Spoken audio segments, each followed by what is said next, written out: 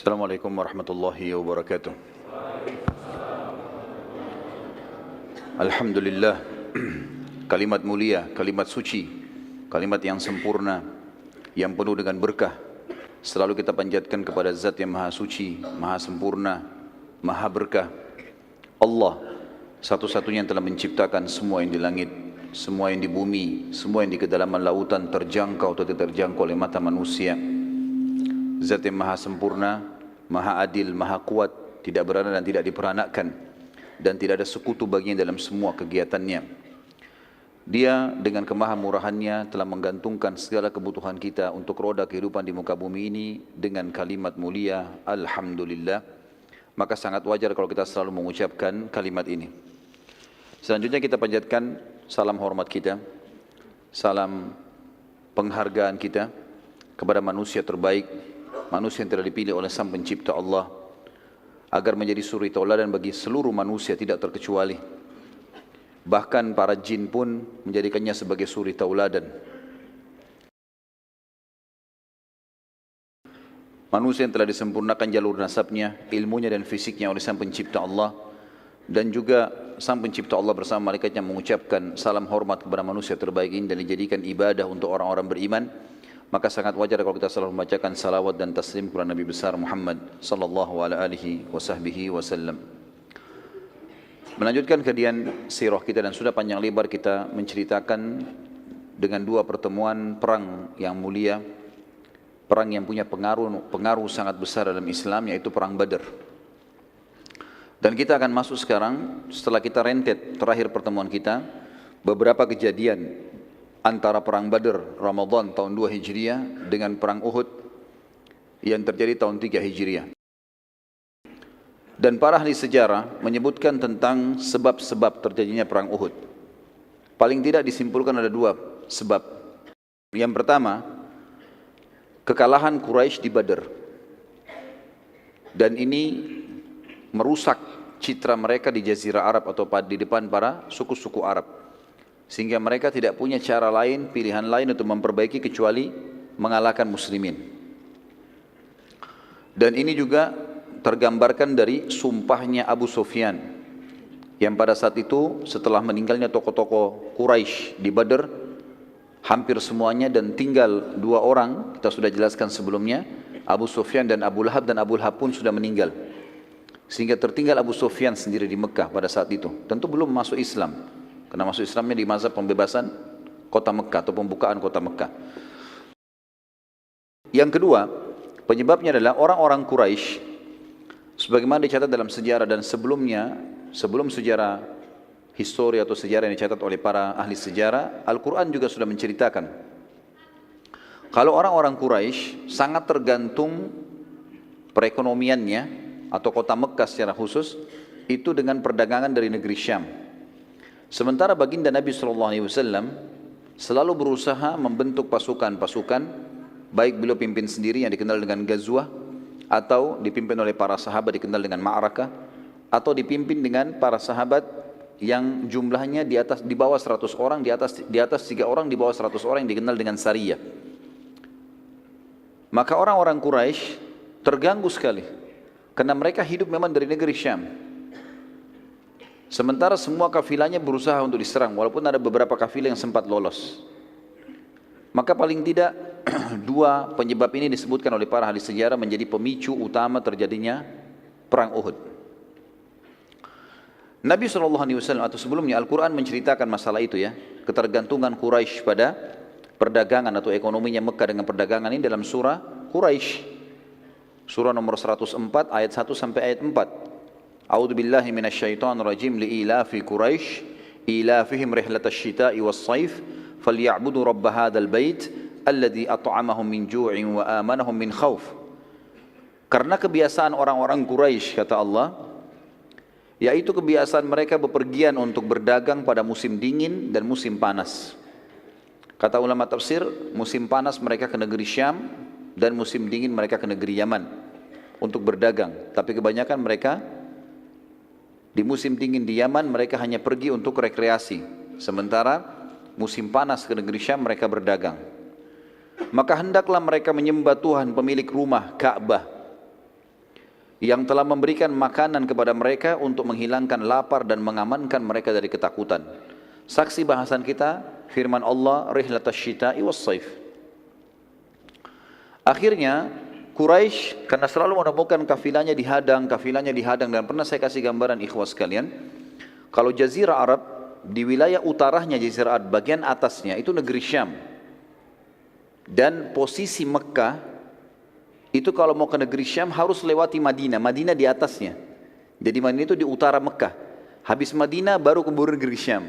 Jadi mereka mau tidak mau harus lewat jalur itu, nggak ada jalur lain. Waktu itu mereka belum punya jalur lain. Apalagi mereka harus lewat darat. Maka yang terjadi teman-teman sekalian, mereka sekarang merasa terganggu, selalu dihadang. Kemudian mereka juga sudah kalah di perang Badar. Jadi tambah takut. Sekarang bagaimana caranya? Mereka ubah jalurnya. Terakhir percobaan mereka adalah mereka melalui wilayah namanya Dhatu Irq. Dhatu Irq ini adalah jalur dari Mekah, mutar ke dekat Jeddah, mutar sampai ke dekat wilayah Najd, wilayah Irak. Jauh sekali. Baru masuk ke negeri Syam. Untuk menghindari Madinah saja. Jadi di sini misalnya mereka ke negeri Syam itu perjalanan sebulan, ini bisa 2-3 bulan baru sampai. Tapi mereka coba lakukan itu. Ternyata baginda Nabi SAW dengar ada kafilah mereka keluar menuju ke sana. Maka beliau membentuk Sariyah. Saya sudah bilang tadi Sariyah bagaimana jumlahnya? 3 sampai 100. Di atas 100 pasukan. Tidak dikatakan Sariyah. Gitu. Maka dibentuklah Sariyah dipimpin oleh Zaid bin Harithah radhiyallahu anhu. Dan sementara pada saat itu orang-orang Quraisy sama sekali tidak sangka. Sama sekali tidak menyangka. Ternyata Sariyahnya Zaid bin Harithah berhasil menghadang kafilah sebelum tiba di negeri Syam. Dan akhirnya mengambil semua yang ada di dalam kafilah tersebut, membawa ke Madinah. Abu Sufyan yang memimpin Mekah pada saat itu bersama dengan orang-orang Quraisy tidak pernah menyangka terjadi penyerangan ini, dan karena jalur ini pun jalur alternatif yang sudah sangat jauh diketahui muslimin, maka mereka akhirnya putus asa. Abu Sufyan akhirnya tidak ada jalan lain kecuali memotivasi masyarakat Mekah, kita harus selesaikan urusannya Madinah nih. Kalau enggak, habis semua ini, ekonomi enggak bisa. Citra kita sudah rusak karena kalah. Harus kita kalahin. Motivasi sana sini terus menerus. Puncaknya adalah pada saat Abu Sufyan menyurati suku Ghatafan. Dan suku Ghatafan kita sudah sebutkan tadi diserang oleh Nabi SAW, tetapi mereka tidak bisa, atau mereka tidak melawan dan mereka sembunyi di atas gunung, walaupun mereka punya 10.000 personel kuda, semuanya siap perang. Suku Ghatafan waktu itu menyumbang personel perang banyak sekali. Sepertiga dari pasukan Quraisy, pasukan menyerang di Uhud nanti, itu dari Ghatafan. Jadi 1.000 orang mereka. 2.000 yang lain, Abu Sufyan berhasil mengumpul dari berbagai kabilah-kabilah Arab, suku-suku Arab. Dan belum pernah, dalam sejarah disebutkan, belum pernah Quraisy memiliki pasukan sebesar ini. 3.000 orang personel perang. Selama ini 1.000 itu sangat luar biasa. 1.000 itu waktu menyerang Badar itu sudah dianggap pasukan intinya Quraisy, itu pun kalah. Teman-teman sekalian, pasukan ini akhirnya menuju ke Madinah. Dan yang terjadi, Nabi SAW mendengarkan kejadian tersebut. Perlu saya gambarkan sedikit teman-teman sekalian. Madinah, sebenarnya sekarang Uhud itu masuk wilayah Madinah ya, masuk wilayah haram maksud saya, wilayah haram. Di zaman Nabi SAW waktu masih hidup, Uhud itu di luar gerbangnya Madinah. Jadi dulu ada temboknya Madinah, itu ada pintu gerbangnya. Uhud itu di luarnya pintu gerbang itu. Jadi kalau muslimin mau ke Uhud, maka mereka keluar dari pintu gerbang Madinah baru mereka ke Uhud itu. Pasukan Quraisy teman-teman sekalian mau menuju ke Madinah, ingin menaklukkan Madinah. Pintu gerbang Madinah yang paling dekat untuk bisa menembusnya adalah Uhud. Padahal gunung Uhud itu ada di luar tembok Madinah. Makanya dikatakan perang Uhud karena pasukan sampai ke lokasi itu, dan itu sudah pintu gerbang Madinah. Dan gunung ini pun sangat dekat. Pada saat itu teman-teman sekalian, Nabi SAW segera mengumpulkan sahabat, diskusi, apa jalan keluarnya nih, permasalahannya apa. Mayoritas sahabat berpikir untuk keluar melawan Quraisy. Ya Rasulullah, sebelum mereka tiba di Madinah, kita keluar, hadapin dimanapun ketemu. Seperti kita hadapi di Badr. Termasuk pada saat itu yang paling ngotot adalah paman beliau Hamzah radhiyallahu anhu. Semangat para sahabat ini muncul teman-teman sekalian karena mereka sudah melihat kemenangan di Badr. Jumlah lebih sedikit, tapi akhirnya jadi besar, bisa menang. Dan saya sudah sebutkan teman-teman sekalian, perang Badr Allah Azza wa Jal, Allah yang maha tinggi dan maha kuat telah mengaturnya supaya setelah Badr muslimin sudah tidak pernah takut lagi berperang, gitu kan? Ya sudah kita jelaskan panjang lebar masalah itu. Seorang sahabat dari Ansar yang bernama Anas bin Nadhr radhiyallahu anhu, yang kebetulan waktu itu tidak sempat hadir di perang Badr, ia mengatakan, dia berkata pada saat itu, waktu dengar Nabi SAW menyampaikan Quraisy akan menyerang, dia mengatakan, peperangan pertama Nabi SAW di Badr, aku tidak hadir. Demi Allah, bila setelah hari ini, maksudnya setelah kejadian Badr, ada pertempuran lagi yang dipimpin oleh Nabi SAW melawan Quraisy, maka aku akan melakukan apapun yang membuat Allah Azza wa Jalla ridha, terima. Pada saat itu Nabi SAW keluar ke Badr. Tentu kita ingatkan kembali, kenapa sahabat ini tidak ikut dan kenapa banyak sahabat tidak ikut? Karena Nabi SAW waktu itu hanya mengiklankan, siapa yang mau ikut silakan. Ini bukan mengatakan jihad, ayo pergi, nggak ada. Sehingga jadi wajib, pilihan. Siapa yang mau ikut silakan, kita mau menyerang kafilah Abu Sufyan, kan gitu. Makanya ada sahabat banyak yang luput pada saat itu. Anas bin Nadhr lalu memotivasi Nabi SAW. Dia terus mengatakan, ya Rasulullah, kita keluar melawan ya Rasulullah. Kami kehilangan kesempatan Badr, kami kehilangan kesempatan mati syahid. Terus dia motivasi Nabi SAW. Dia mengatakan, ya Rasulullah, ayo keluar. Dengan beberapa sahabat termasuk Hamzah. Sampai akhirnya Nabi SAW mengatakan, kalau pendapat saya, maka saya akan bertahan di Madinah. Kalau pendapat saya bertahan dalam benteng. Karena pasukan mereka besar dan sudah keluar. Kalau sampai pasukan muslimin dikalahkan di luar, mereka punya kesempatan karena niatnya sudah mau masuk ke Madinah, punya kesempatan untuk masuk menguasai Madinah. Maka lebih baik kita tunggu saja di sini. Kita lebih kuat dalam benteng. Lalu Nabi SAW mengatakan, aku memilih bertahan di Madinah karena aku telah melihat mimpi. Itu perkataan Nabi SAW. Para sahabat mengatakannya, Rasulullah, apa yang anda lihat? Kata baginda Nabi SAW dalam hadis Bukhari, aku melihat seekor sapi disembelih.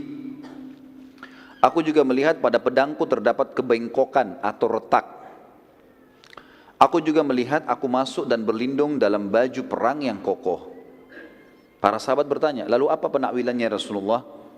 Kata Nabi SAW, aku menakwilkan sapi yang disembelih adalah sahabat-sahabatku, beberapa sahabatku yang akan terbunuh. Sementara kebengkokan pada pedangku atau retaknya, adanya salah satu kerabatku yang akan terbunuh, dan aku masuk ke dalam baju perang yang kokoh, aku takwilkan kota Madinah. Oleh karena itu, aku memilih untuk bertahan di Madinah. Tapi pada saat itu para sahabat mengatakannya, Rasulullah, itu takwil mimpi, wahyu, atau penyampaian dari anda? Nabi SAW mengatakan, itu penyampaian dari saya. Takwil, kalian tanya takwil, ini saya takwilkan, gitu kan? Maka di sini para sahabat mengatakan, ya Rasulullah, izinkanlah kami berperang, keluarlah. Terus saja mereka memotivasi dan mendorong Nabi SAW untuk keluar. Beberapa sahabat sampai beliau mengatakan, baiklah, kalau gitu bersiap-siaplah. Lalu Nabi SAW pun pulang ke rumah beliau dan beliau mempersiapkan baju perangnya. Waktu Nabi SAW masuk ke dalam rumahnya, para sahabat akhirnya berbicara satu sama yang lain. Ini jangan sampai kita ini melakukan dosa, kita melanggar Nabi SAW, kita menyuruh beliau keluar pada beliau mau bertahan di Madinah. Sampai akhirnya mereka tunggu depan pintu rumah Nabi SAW. Waktu beliau SAW keluar dari rumahnya dengan pakaian perang yang lengkap, beberapa sahabat menghampiri sambil berkata, wahai utusan Allah, bila anda ingin tetap di kota Madinah, maka kami pun ikut saja bertahan di Madinah. Lalu keluarlah sabda Nabi SAW yang masyhur dalam riwayat yang sahih, tidak pantas bagi seorang Nabi yang telah mengenakan baju perang membatalkan niatnya sampai Allah memberikan keputusan siapa yang menang atau kalah antara dia dengan musuhnya. Gak bisa lagi, sudah pakai baju perang begini gak bisa lagi. Ini teman-teman sekalian, saya berikan sebuah note di sini di tulisan saya mengatakan ini jelas sekali bagaimana seorang mukmin harus punya tekad yang kuat kalau itu adalah kebenaran. Tadinya dia ragu mengerjakan yang mana, tapi kalau dia sudah pilih sebuah keputusan, dan itu juga benar dalam agama, tidak usah ragu. Itu penting untuk dilakukan, karena keraguan dalam memilih satu keputusan dan terus-menerus larut ini membuat masalah. Apalagi kondisinya seperti ini, Madinah akan diserang. Salah satu yang tidak setuju keluar pada saat itu, waktu Nabi SAW sudah keluar, pasukan sudah mulai berkumpul, adalah pimpinan orang munafik yang sudah masyhur, Abdullah bin Ubaidillah bin Salul. Lalu dia berkata, wahai Rasulullah, aku melihat kita bertahan di Madinah saja, karena belum pernah kami, masyarakat Madinah, karena dia dari suku Khazraj, menghadapi musuh di dalam atau di luar, kami menghadapi musuh di dalam kota Madinah kecuali kami mengalahkan musuh kami. Dan sebaliknya, setiap kami menghadapi musuh di luar Madinah kecuali kami dikalahkan. Lalu kata Nabi SAW, sudah tertekadkan, maka tidak akan ada keraguan lagi. Nabi SAW lalu keluar menuju ke Uhud. Dan kita sudah tahu, saya bilang tadi, begitu keluar pintu gerbang langsung gunung Uhud. Jadi pasukan muslim tidak pergi jauh-jauh ini. Bertahan di situ saja, cuma di luar pintu gerbang mereka. Dan pada saat itu terkumpullah dari sahabat yang mulia 700 orang. Dan Abdullah bin Abi Salul, karena tidak mau dianggap dia, Abdullah bin Ubaidillah bin Salul dianggap nanti dia tidak mau ikut, maka dia mengajak teman-temannya kaum munafikin 300 orang. Terkumpullah pasukan sekitar 1000 orang pada saat itu. Dan pasukan Quraisy 3000.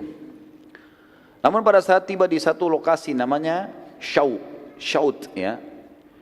Wilayah ini sebenarnya antara Madinah sama Uhud. Jadi ada wilayah seperti pekarangan luas antara gerbang Madinah sama kebun-kebun kurma yang ada di Uhud. Tiba-tiba saja Abdullah bin Ubaidillah bin Salul setelah melihat lokasi dan keluar, lalu dia berkata kepada sukunya, dari kaum munafikin, dari suku Khazraj, dia mengatakan, kita balik saja, dan tidak ada gunanya kita ikut. Kalau pasukan ini kalah, maka kita masih hidup di Madinah. Tujuannya dia sebenarnya adalah untuk mematahkan semangatnya kaum muslimin. Kemudian pada saat dia mau pergi pun, beberapa sahabat mengatakan, ya Rasulullah, Abdullah menarik pasukannya. Kata Nabi SAW, biarkan saja. Mungkin Allah ingin membersihkan muslimin. Maka tertinggallah 700 orang. Pada saat 300 pasukan itu kembali ke Madinah, terdapat pula 2 suku dari Ansar, dari mukminin sempat ikut-ikutan ke Madinah. Karena terpengaruh oleh 300 pasukan tadi. Mereka adalah suku Salamah dan suku Harith. Sempat 2 suku ini juga mau ikut. Jumlahnya mendekati 100 orang. Banyak sekali. Sempat mau ikut, tapi mereka akhirnya kembali setelah dikejar dan dimotivasi kembali oleh seorang sahabat yang mulia bernama Abdullah bin Amr bin Haram, ayahnya Jabir bin Abdullah. Radhiyallahu anhum ajma'in, sempat mengejar mereka dan mengingatkan besarnya pahala jihad di jalan Allah, terlebih lagi bersama Nabi SAW. Akhirnya kedua suku tadi kembali bergabung dengan muslimin. Sementara yang 300 bersama Abdullah bin Ubaidillah bin Salul tetap menolak, maka Abdullah pun akhirnya meninggalkan pasukan muslimin dan masuk Madinah, lalu kemudian mencela-cela pasukan muslimin dari atas benteng Madinah. Pasti kalian kalah, pasti kalian susah, pasti kalian begini, dengarlah. Seperti gitulah. Allah Azza wa Jalla menyebutkan kejadian tersebut dalam surah Al-Imran, surah nomor 3 ayat 122. A'udzu billahi minasyaitonir rajim. Idh hammat ta'ifatani minkum an tafshala wallahu waliyuhuma. An tafshala wallahu waliyuhuma wa 'alallahi falyatawakkalul mu'minun. Ketika 2 golongan daripadamu, yaitu Bani Salamah dari suku Khazraj dan Bani Harith dari suku Aus, yang tadi mau ikut sama orang-orang munafik, ingin mundur karena takut, padahal Allah adalah penolong bagi kedua golongan itu. Karena itu hendaklah kepada Allah saja orang-orang mukmin bertawakal.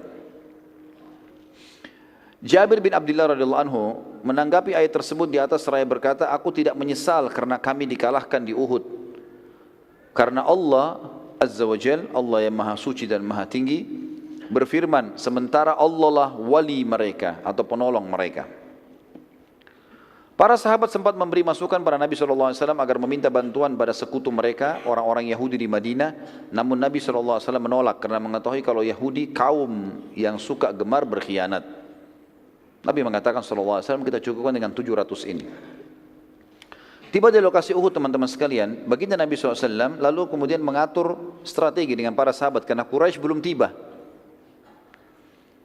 Kata beliau, tunjukkan, kata Nabi SAW kepada sahabat, tunjukkan saya jalan menuju ke satu lokasi yang menjadikan Uhud di punggung kita. Dan itu tidak melewati lokasi yang umumnya, bukan dari pintu gerbang menuju ke sana. Tujuannya agar orang-orang munafik yang ada di atas benteng dan orang-orang Yahudi itu supaya tidak tahu ke arah mana pasukan muslimin berkemah dan tidak memberitahukan kepada Quraisy. Maka ada seorang sahabat mengatakannya, Rasulullah, saya tunjukkan kepada anda dan kita harus melewati kebun-kebun kurma. Pada saat itu penuh dengan pohon kurma tentunya, dan sampai sekarang di sekitar Uhud itu penuh sekali, banyak pohon-pohon kurma, tapi sebagian sudah dibongkar menjadi lokasi pemukiman. Dan Nabi SAW meminta ini agar betul-betul beliau sudah ada di lokasi peperangan, memilih lokasinya, menjadikan gunung di belakangnya. Juga di dekat gunung itu yang ada kebun-kebun kurma yang Nabi SAW menjadikan target, ada sumur-sumur agar para mujahidin bisa minum. Saat tiba di lokasi itu atau sementara ke sana, mereka melewati kebun satu orang munafik namanya Rubai'i bin Qaidi. Rubai'i ini orangnya buta dan dia munafik, dia dengar Abdullah bin Abi Salul dan teman-temannya sampaikan, pasukan Muhammad lagi menuju ke kebunmu, jangan kau biarkan lewat. Maka dia berusaha mengatakan, jangan lewat kebunku. Waktu Nabi SAW pamit baik-baik, pamit sama dia, suruh pasukan biarin lewat. Dia bilang jangan lewat kebun, nanti kalian merusaknya. Lalu terus saja dia menolak.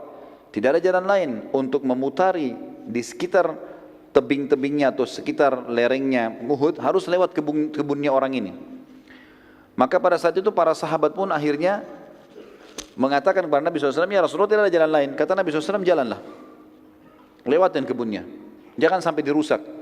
Kata beliau, biarkan saja dia, sungguh dia buta mata dan buta hatinya. Lewati tapi jangan buat rusak. Maka lewatlah pada saat itu, dan Rubai sempat mencaci maki muslimin tapi tidak dihiraukan. Nabi SAW saat selesai menyusun, tiba di lokasi yang diinginkan. Tentu kalau kita berada, biasanya kalau saya bimbing umroh teman-teman sekalian, di lokasi Uhud saya tunjukkan. Ada memang titik di mana pasukan pada saat itu tiba di sebelah pinggiran gunung Uhud. Ya. Dan itu memang kalau dilihat posisinya, Uhud di belakang dan Mekah di hadapan gitu. Posisinya pas seperti itu. Di sebelah kirinya pasukan itu ada Bukit Pemanah. Bukit Pemanah yang berada antara lokasi pasukan muslimin dengan gerbangnya Madinah. Nabi SAW memberi instruksi penting pada saat itu kepada para pemanah.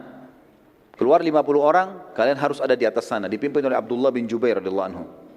Naik di atas sini. Jangan tinggalkan bukit ini sampai ada instruksi dariku. Walaupun kalian lihat pasukan menang atau kalah, pokoknya kita menang atau kita kalah, jangan tinggalkan bukit ini. Pesan. Baiklah, naik semuanya 50 orang. Dan pemanah zaman dulu teman-teman sekalian itu sama dengan sniper kita sekarang, ahli tembak. Bahkan kalau orang-orang yang mahir, mereka bisa melepaskan beberapa anak panah dengan satu tarikan, gitu kan? Dan itu kalau tepat sasaran dia bisa membunuh beberapa orang. Maka ini kekuatan muslimin di situ tadi. 50 orang ditaruh di Bukit Pemanah dan 650 bersama Nabi SAW. 649 sama Nabi SAW. Allah Azza wa Jal menjanjikan bila sahabat bersabar dalam perang Uhud dan patuh pada perintah Nabi SAW. Ini janji Allah. Kalau mereka patuh, ikuti instruksi Nabi, akan membantukan 3.000 pasukan dari malaikat.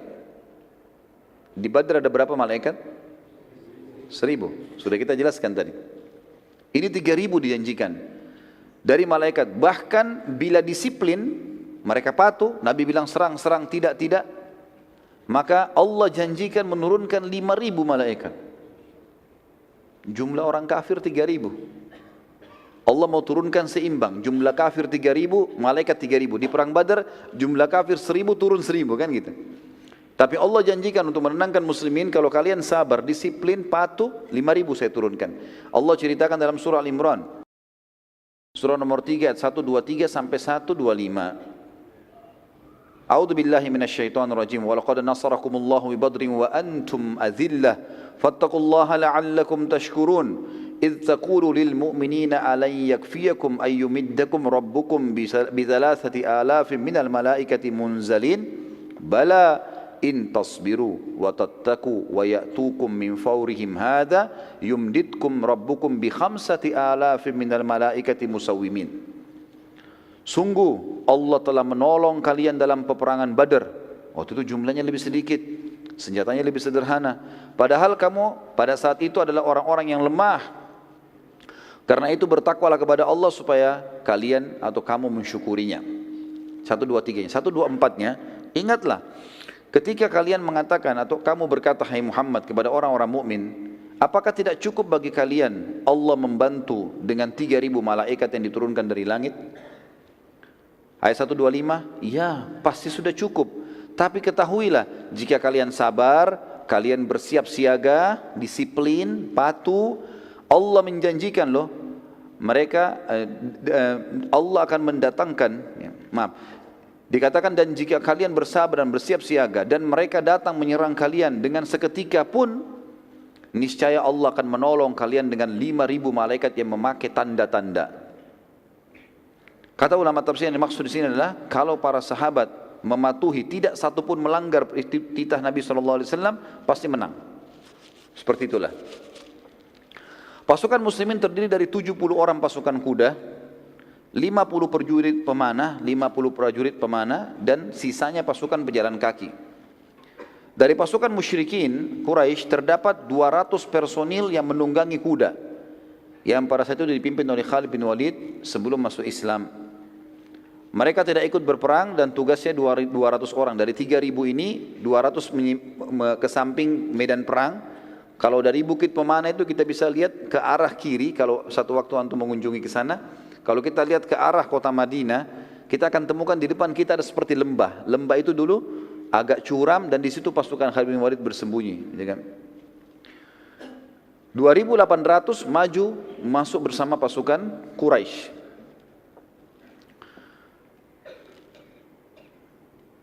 Mereka tidak ikut berperang Khalid bin Walid tentunya, dan memantau peperangan dari jauh dan mencoba melihat kekuatan muslimin ada di mana. Tetapi posisi pasukan 50 Khalid bin Walid ini, pasukan Khalid bin Walid yang 200 diketahui oleh 50 pemanah Nabi SAW. Maka Abdullah bin Jubair sempat mengatur strategi di atas 50 orang ini dibuat melingkari gunung. Bukit Pemanah dibuat melingkari, sehingga mereka bisa memanah ke seluruh penjuru. Termasuk ke pasukan 200 orang ini, kalau mereka coba maju menyerang muslimin dari belakang. Kita dengarkan ada subjudul teman-teman sekalian tentang motivasi perang Nabi SAW untuk para sahabat. Dan ini termasuk sunnah Nabi SAW. Setiap kali pasukan sudah berhadapan, supaya jiwa-jiwa siap untuk berperang, dimotivasi. Dan kita sudah dengar bagaimana motivasi Nabi SAW di Badar. Sekarang kita lihat motivasi Nabi SAW di Uhud.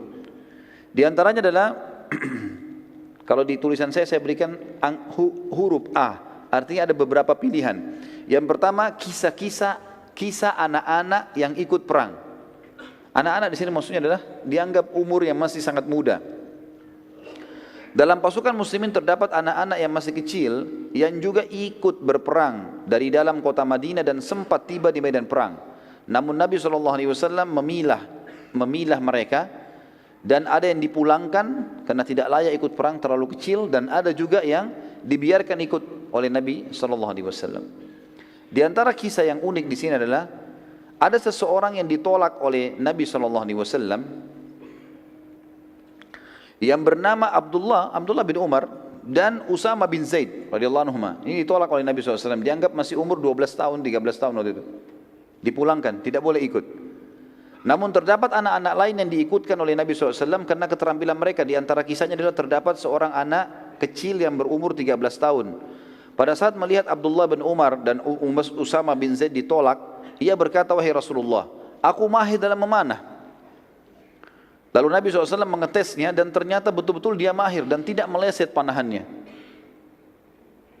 Beberapa sasaran dilempar, ditunjuk oleh Nabi SAW, dia mana tepat kena. Maka ini diikutkan, tapi maaf saya tidak temukan nama orang ini, tapi jelas ini anak umur 13 tahun disebutkan oleh buku-buku sejarah. Seorang anak yang lain juga berumur 13 tahun, saat melihat temannya diloloskan oleh Nabi SAW untuk berperang, dia berkata, wahai Rasulullah, kenapa anda loloskan ia ikut perang sementara aku tidak? Dan aku bisa mengalahkannya kalau bergulat. Ini yang pintar mana ini? Saya bisa kalahin gulat ya Rasulullah. Dalam riwayat dikatakan Nabi SAW menyuruh keduanya untuk mengadu keterampilan gulat. Dan ternyata betul, anak yang kedua mengalahkan anak yang pertama. Maka Nabi SAW pun akhirnya mengizinkan dia ikut. Yang kedua teman-teman sekalian adalah kisah pedang Nabi SAW. Kisah pedang Nabi SAW. Disebutkan dalam hadis Bukhari, Nabi SAW mengumpulkan seluruh pasukan lalu menghenuskan sebilah pedang dan bersabda, siapa yang akan memberikan haknya Allah dan Rasulnya di pedang ini? Tiba-tiba saja Hamzah bin Abdul Muttalib radhiyallahu anhu, yang kita tahu memang dia yang paling besar semangatnya untuk keluar menghadapi musuh, dan memang Allah karuniai dia mati syahid di situ. Tiba-tiba berdiri dan mau mengambil dari tangan Nabi SAW. Nabi SAW tarik. Hamzah dikenal dengan singa, orang yang sangat luar biasa, perkasa, pemberani. Lalu Nabi SAW ulangi lagi. Setelah Hamzah mengatakan, aku ya Rasulullah, Nabi SAW tarik. Nabi SAW ulangi lagi. Siapa yang mau memberikan haknya Allah dan Rasulnya di pedang ini? Berdiri yang kedua Ali bin Abi Thalib radhiyallahu anhu. Orang juga yang muda tapi kuat sekali, punya kekuatan fisik, keterampilan perang. Nanti kita lihat keterampilannya luar biasa kalau pada saat kita ceritakan tentang kisah perang Ahzab. Maka Ali pun berdiri mengatakan, saya Rasulullah, langsung mau memegang pedang itu. Karena dianggap ini kemuliaan, pedangnya Nabi SAW dikeluarkan lalu dikasih. Siapa yang mau berikan hak Allah dan Rasulnya di sini? Ternyata Nabi SAW tarik lagi. Suruh Ali duduk. Ulangi lagi, siapa yang mau memberikan haknya Allah dan Rasulnya di pedang ini? Berdiri Zubair bin Awam, yang sudah kita tahu kisahnya. Di perang Uhud, di perang Badr, bagaimana dia membunuh Abu Kabs, melempar tombak di antara dua matanya tembus sampai ke otaknya, gitu kan? Berdiri mengatakan, saya Rasulullah. Nabi SAW tarik lagi, suruh duduk. Diulangi lagi, siapa yang akan memberikan haknya Allah dan Rasulnya di pedang ini? Mikdad berdiri. Mikdad ini diisyaratkan oleh Umar bin Khattab seperti kekuatan 1000 orang. Suaranya keras, cepat kalau menyerang, macam-macam keterampilannya. Berdiri lagi, aku ya Rasulullah, mau dipegang lagi. Ditarik lagi oleh Nabi SAW, suruh duduk. Diulangi lagi, siapa yang mau memberikan haknya Allah dan Rasulnya di pedang ini? Maka perlu digarisbawahi teman-teman sekalian, keempat sahabat yang sudah lewat ini dianggap ini jawaranya muslimin. Keempat orang ini. Bahkan setiap orang di antara mereka bisa dihitung kekuatan 1000 orang. Sebagaimana diriwayatkan oleh Umar bin Khattab pada saat mengutus pasukan pembebasan Mesir kepada Amr bin As. Waktu itu Amr memiliki 8000 personil. Dan Amr tulis surat kepada Umar bin Khattab yang berbunyi, wahai Amirul Mukminin, genapkanlah pasukan kami 12.000 sehingga kami mendapatkan hadis Nabi SAW, tidak akan dikalahkan umatku yang berjumlah 12.000. Ya. Maka Umar bin Khattab pun mengirim 4 orang dari Madinah. Kan jumlahnya 8.000 kan? Butuh berapa ribu sekarang? Untuk 12.000. Butuh 4.000. Umar bin Khattab kirim 4 orang, bukan 4.000. Yang dikirim itu adalah diantaranya Mikdad, yang ini. Diantaranya Zubair bin Awam, diantaranya Sa'ad ya, bin Abi Waqqas. Ya, ini dikirim. Maka mereka punya kekuatan yang luar biasa. Maka setelah keempat sahabat ini ditolak, dan Nabi SAW masih ulangi, siapa mau memberikan haknya Allah dan Rasul di pedang ini, mereka saling lihat satu sama lain, kira-kira siapa nih? Ada satu sahabat mulia, pintar, cerdas orang ini, yang kita kenal dengan Abu Dujana, Syammah radhiyallahu anhu. Beliau mengatakan, ya Rasulullah, apa haknya Allah dan Rasulnya di pedang itu? Ini yang Nabi tunggu ini. Jangan main langsung ambil. Tanya dulu untuk apa ini? Apa haknya? Bukan main ambil terus mau diapain pedangnya? Ya. Maka Nabi SAW mengatakan kalimat yang mulia teman-teman sekalian. Dan ini kita bisa lihat bagaimana rahmatnya Nabi SAW bagi kafir zimmi. Orang-orang kafir yang di bawah naungan pemerintah Islam. Beliau toleransi, beliau memaafkan, beliau memberi. Tapi di medan perang beda lagi sama kafir harbi ini. Tegas sekali beliau mengatakan, engkau mengambil pedang ini dan engkau menghantamkan pada musuhmu pakai perang sampai bengkok. Bisa? Bisa. Baik, Abu Dujana diambil. Maka Abu Dujana waktu itu teman-teman sekalian dia lagi pakai imamah warna hitam. Diganti sama dia. Ganti imamah warna merah. Dan imamah merah ini adalah tanda saya siap mati. Seperti itulah waktu mereka yakini seperti itu. Lalu Abu Dujana mengambil pedang tersebut dengan bangganya dan meletakkan di dadanya. Sambil dia maju ke pasukan Quraisy waktu datang, waktu sudah kelihatan dia maju menunjukkan keterampilannya dengan pedang itu. Maka kesannya kayak ada kesombongan. Para sahabat melihat, mereka khawatirnya Abu Dujana sombong ini. Kata Nabi SAW dalam hadis Bukhari, sesungguhnya cara seperti ini kayak Abu Dujana ini dimurkahi Allah. Allah enggak suka dengan kesombongan. Kecuali di tempat ini. Di depan musuh silahkan. Tunjukkan, enggak ada masalah. Seperti itulah. Baik, kita lanjut sebentar ya. Maka Ka'ab radhiyallahu anhu berkata, aku sempat penasaran ingin tahu seperti apa Abu Dujana memberikan haknya Allah dan Rasul di pedang itu. Abu Dujana sudah bawa nih, perang berkecamuk. Apa yang dia lakukan nih? Kata Ka'ab, sampai saya tidak nyerang musuh, hanya ikuti Abu Dujana. Lihat dia buat apa ini dengan pedang itu. Lalu aku pun mengikutinya dari belakang, ke kiri, ke kanan, dia nyerang musuh, terus dilihat. Saat itu di kancah peperangan terdapat seseorang dari pasukan kafir Quraisy sangat kuat, tidak terkalahkan. Setiap kali dia memukul, setiap kali dia datang, banyak di antara pasukan muslimin menghindar dari orang itu. Karena kuatnya kelihatan, kekar, pedangnya besar gitu kan. Kata Ka'ab, saya berdoa sama Allah di kancah peperangan supaya ketemu dengan Abu Dujana. Maka dia bilang, Allah pun menerima doa saya. Tiba-tiba keduanya bertemu. Padahal tadinya terpisah di medan perang. Tiba-tiba berhadapan dan tiba-tiba saling menyerang. Maka saya pun menyaksikan pertempuran yang terjadi yang sangat dahsyat. Sampai debu-debu pada berterbangan, saling nyerang satu sama yang lain. Terus saja dengan kekuatan-kekuatan yang luar biasa. Abu Dujana dipukul, dia tangkis sama perisainya. Abu Dujana menyerang, orang itu juga menangkis. Terus sampai debu berterbangan sana sini. Kata beliau, sampai akhirnya Abu Dujana pada saat itu saling pukul dengan sangat keras. Maka perisai Abu Dujana lepas dan pedang orang kafir itu melengket, dan Abu Dujana juga menghantam perisai musuh, pecah.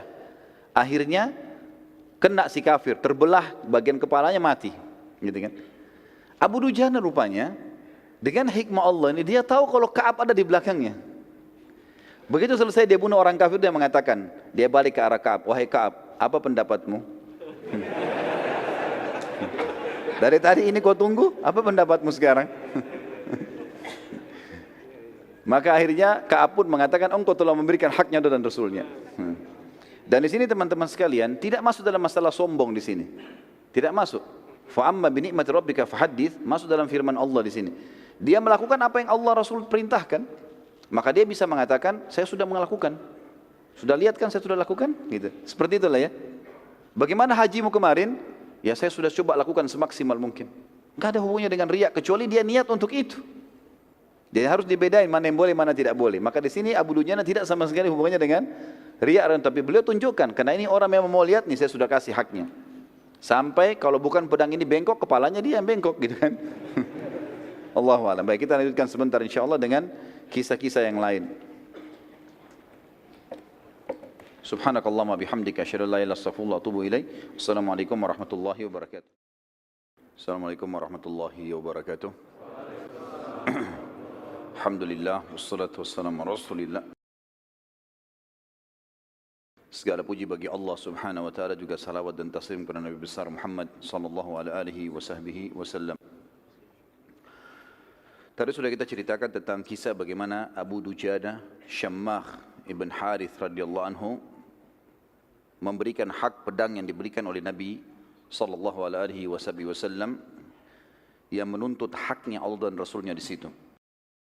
Kisah yang lain teman-teman sekalian, kisah yang terjadi di perang Uhud yang tidak bisa luput dari seorang beriman adalah kisah sahabat yang mulia Handalah radhiyallahu anhu. Handalah radhiyallahu anhu adalah seorang sahabat yang menikah di hari Jumat malam. Dan perang Uhud terjadi di Sabtu pagi, di waktu duha. Handalah lalu menikah malam itu, kemudian memang dia belum menggauli istrinya. Dia sempat ikut berjamaah sholat subuh bersama Nabi SAW. Pada saat dia pulang, dia untuk menggauli istrinya, sehingga dia dalam keadaan junub. Baru saja dia selesai bergaul dengan istrinya, masih dalam keadaan junub, belum mandi, terdengar panggilan seruan dari utusan Nabi SAW kepada seluruh muslimin di Madinah, jihad, jihad. Dan panggilan seperti ini berarti wajib bagi laki-laki muslim untuk ikut. Maka dia pun tidak menunggu, langsung saja dia keluar dalam kondisi masih junub, bergabung dengan pasukan muslimin. Waktu bergabung dengan pasukan muslimin, salah satu korban di Uhud yang mati syahid. Sebenarnya bukan kita katakan korban ya, justru ini kemenangan.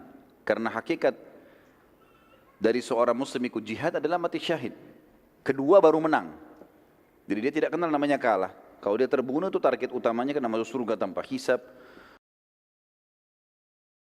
Sementara kalau dia menang adalah target yang kedua. Hanzalah radhiyallahu anhu adalah salah satu sahabat yang dikaruniai oleh Allah syahadah, mati syahid. Waktu jenazahnya ditemukan setelah selesai perang Uhud, maka Nabi SAW waktu melihat ke arahnya mengalihkan pandangan matanya. Lalu kemudian para sahabat bertanya, ya Rasulullah, ada apa dengan Hanzalah? Kenapa anda alihkan pandangan anda? Ada dua riwayat. Yang pertama kata Nabi SAW, aku melihat istrinya dari bidadari menjemputnya. Riwayat yang lain adalah, aku melihat para malaikat memandikannya. Karena dia dalam keadaan junub, maka dimandikan oleh para malaikat sampai keluar julukannya Gasilul Malaikah. Orang yang dimandikan langsung oleh malaikat. Dan di sini teman-teman sekalian pelajaran penting. Setiap kali ada janji Allah dan Rasulnya dari dalil Al-Quran dan Sunnah, setiap muslim tidak boleh ragu sedikit pun. Apapun itu sifatnya, apapun. Allah dan Rasulnya bilang bersedekah itu pasti kaya, maka tidak boleh kita ganti dengan konsep yang lain. Tidak usah ragu sama sekali. Kalau orang mukmin memahami sebenarnya, dia kalau sedekah misalnya adalah sama dengan dia sedang investasi dan Allah balas minimal 10 kali, apa yang membuat dia ragu melakukannya? Salah satu ciri khasnya sahabat di situ. Apa yang Allah dan Rasulnya sampaikan benar, yang lain salah. Selesai urusannya. Enggak perlu lagi dinegosiasi. Allah Rasulnya bilang salah, haram haram, halal halal. Kerjakan kerjakan, jangan kerjakan jangan kerjakan. Walaupun semua dunia, keluarganya, istrinya, anaknya, suaminya benci, dia enggak peduli. Sudah semuanya diseberikan. Seperti itulah kurang lebih. Dan ini terjadi pada Hanzalah. Bayangkan teman-teman kalau kita baru menikah seperti ini. Dengan wanita yang dia cintai, dia menikah.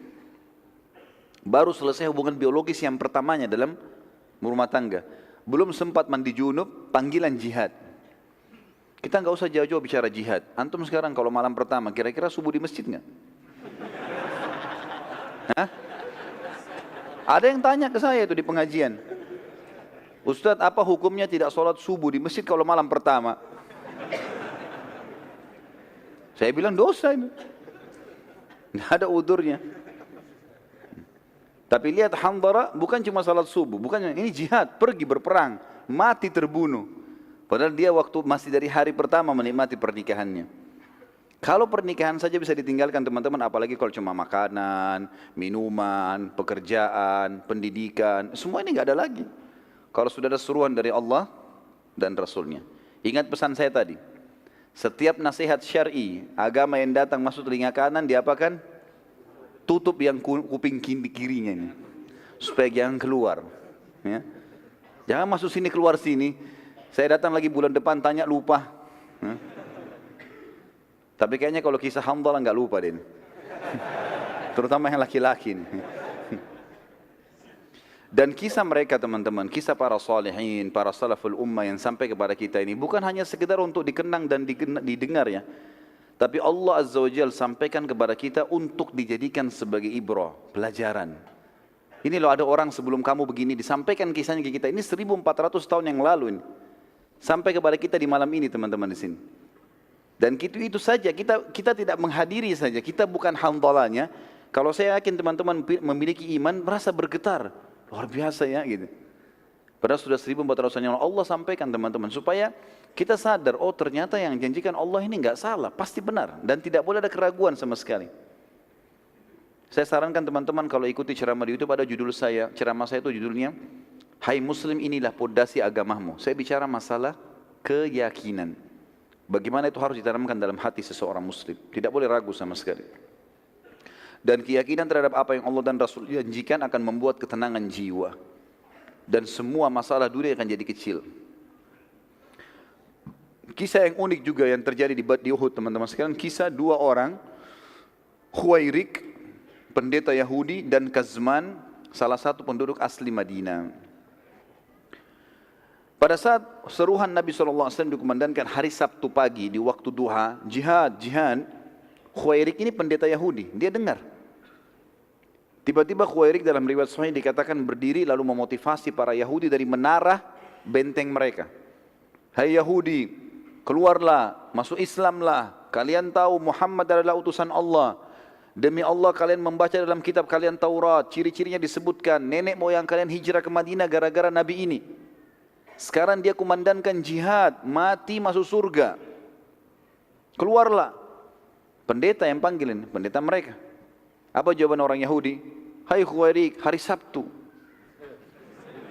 Hari Sabtu hari raya, enggak boleh perang, enggak usah perang, enggak boleh apa-apa.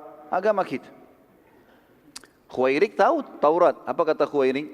Tapi ada dalam kitab Taurat isi ayat yang diperintahkan kepada Musa alaihissalam, karena nabi-nabi sebelum Nabi Muhammad SAW hidup sezaman, seperti Nabi Musa alaihissalam sezaman dengan mertuanya Syuaib alaihissalam.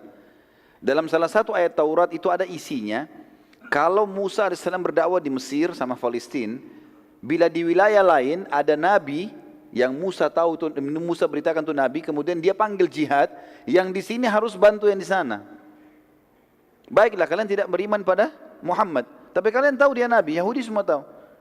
Ikuti ayat Taurat, bantu dia, minimal bantu.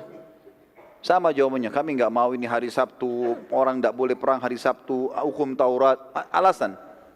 Macam-macam. Kata Khuwairik, kalau begitu saya sendiri akan pergi. Dia jalan sendiri dari benteng Yahudi menuju ke masjid Nabi SAW waktu Nabi lagi susun pasukan.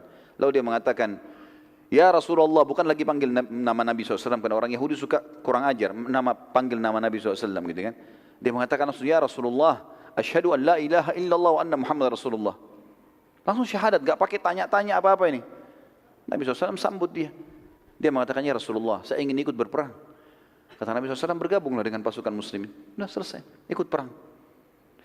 Waktu berkecamuk perang teman-teman sekalian, rupanya Khuwairik dibunuh oleh orang Quraisy, mati. Waktu Nabi SAW kumpulin jenazah muslimin, ada jenazahnya Khuwairik.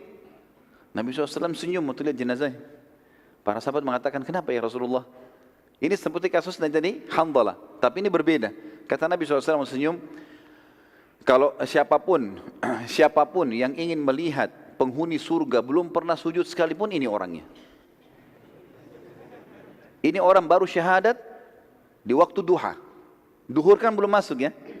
Sebelumnya subuh dia belum ada kewajiban, masih dalam keadaan Yahudi. Duhur belum tiba wajib, dia meninggal di waktu duha, baru syahadat, berapa jam kemudian mati syahid. Siapa yang ingin melihat penghuni surga yang belum pernah sujud sekalipun, ini orangnya. Kebenaran agama Islam. Siapapun yang syahadat, asal dia tulus masuk surga. Kisah yang lainnya dan saya satukan dalam tulisan saya adalah Kazman. Siapa Kazman ini? Ada satu orang dari Ansar, dia sudah ucapkan syahadat Muslim. Orangnya pemberani. Di kancah perang teman-teman sekalian, dia tebas musuh sana, tebas musuh sini. Berani sekali sampai dalam satu kali serangan bisa menebas beberapa orang musuh. Maka para sahabat memuji mengatakan, orang ini, Kazman ini di surga. Kalau dia terbunuh ini, mati syahid ini. Luar biasa bunuh banyak orang kafir. Karena ada hadis Nabi SAW tidak akan bersatu muslim sama kafir di neraka. Yang dia sempat bunuh di medan perang, ini masuk neraka, ini tidak akan bersatu sama dia. Dia akan masuk surga gitu. Maka Nabi SAW mengatakan tidak, dia di neraka. Para sahabat penasaran, kok bisa Nabi bilang di neraka, tapi ini lagi berkecamuk perang. Enggak ada waktu untuk bertanya. Mereka ikuti Kazman.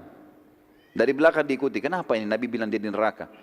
Ternyata serang demi serang terjadi, ada satu musuh kafir menebas bagian kakinya, berdarah bagian betisnya, sobek. Karena dia kesakitan, dia keluar dari kancah peperangan, lalu dia turun dari kudanya, kemudian dia ambil pedangnya, ditusuk dirinya. Lalu dia mengatakan, sesungguhnya saya berperang untuk membela kaum saya. Maka para sahabat mengatakan pantas dia masuk neraka. Jadi membela karena suku, murni hanya karena suku saja, hanya fanatisme, hanya murni negara bukan karena mendidik kalimat Allah, maka ini tidak dapat syahadah. Nggak dapat mati syahid ini. Kisah yang lain adalah kisah Amr bin Jamur radhiyallahu anhu, seorang sahabat Nabi yang sudah berumur dari penduduk Madinah dan kakinya pincang. Dan ini karunia dari Allah SWT. Lihat bagaimana orang-orang yang ikhlas teman-teman. Dan kata para ulama sudah disepakati ini, siapa yang masuk di kancah peperangan ikhlas mau mati syahid, itu yang Allah kasih syahadah. Kalau ada orang masuk di kancah peperangan kemudian dia bimbang, saya mati atau enggak ya gitu. Pokoknya ikut berperang saja, cari pahalanya, maka tidak mati syahid kecuali ajalnya datang. Kuasa Allah, Allah memilih orang yang paling ikhlas, yang memang mau mati syahid, mau segera masuk surga, itu Allah kasih. Ini kisah-kisahnya satu demi satu kita sebutin, di antaranya Amr bin Jamuh. Tadi sudah ada Handalah, ada Khuwairik, ya. Amr bin Jamuh berkata, ya Rasulullah, saya ingin berjihad, tapi anak-anak saya larang. Anak-anaknya datang memegang tangannya, ya Rasulullah, ayah kami pincang, sudah tua. Maka kata Nabi SAW, kau pincang hai Amr. Kata Amr, ya Rasulullah, apakah orang pincang tidak bisa masuk surga? Saya juga mau ya Rasulullah. Justru saya mau masuk surga dengan pincang saya ini. Kata Nabi SAW, naikkan dia ke kudanya, biarin dia ikut. Ikut berperang, terbunuh mati syahid. Radhiyallahu anhu. Ya. Jadi bagaimana semangat sahabat teman-teman sekalian, pincang enggak menghalangi untuk itu. Sebagian orang, saya enggak tahu di sini ada atau tidak, baru gerimis enggak ke masjid. Enggak tahu kalau ada di sini hadir, ya. Merasa alhamdulillah. Baru gerimis enggak mau ke masjid. Baru ngantuk sedikit enggak mau hadiri majelis ilmu. Bagaimana kalau jihad ini? Umroh mau cukur rambutnya bimbang. Sampai kadang-kadang saya bilang sama jemaah saya, baru rambut Pak, belum darah, baru gundul. Baru mau gundul gitu. Bagaimana caranya tidak mau berkorban untuk Allah dan Rasulnya ini? Padahal Allah yang membuat di urat saraf kita mengalir darah-darahnya, otot-otot dia yang rangkaikan dengan tulangnya segala macam, dulu kita tidak mau berkorban untuknya. Ambil pelajaran teman-teman dari para sahabat ini. Enggak setengah-setengah, janji Allah dan Rasulnya memang sudah pasti benar, jalani. Yang lain kisah Zubair bin Awam. Jadi ini terulang lagi teman-teman sekalian. Hampir mirip dengan kisah Abu Qabs tadi. Rupanya ada lagi di pasukan kafir Quraisy orang yang mirip Abu Qabs di perang Badr tadi.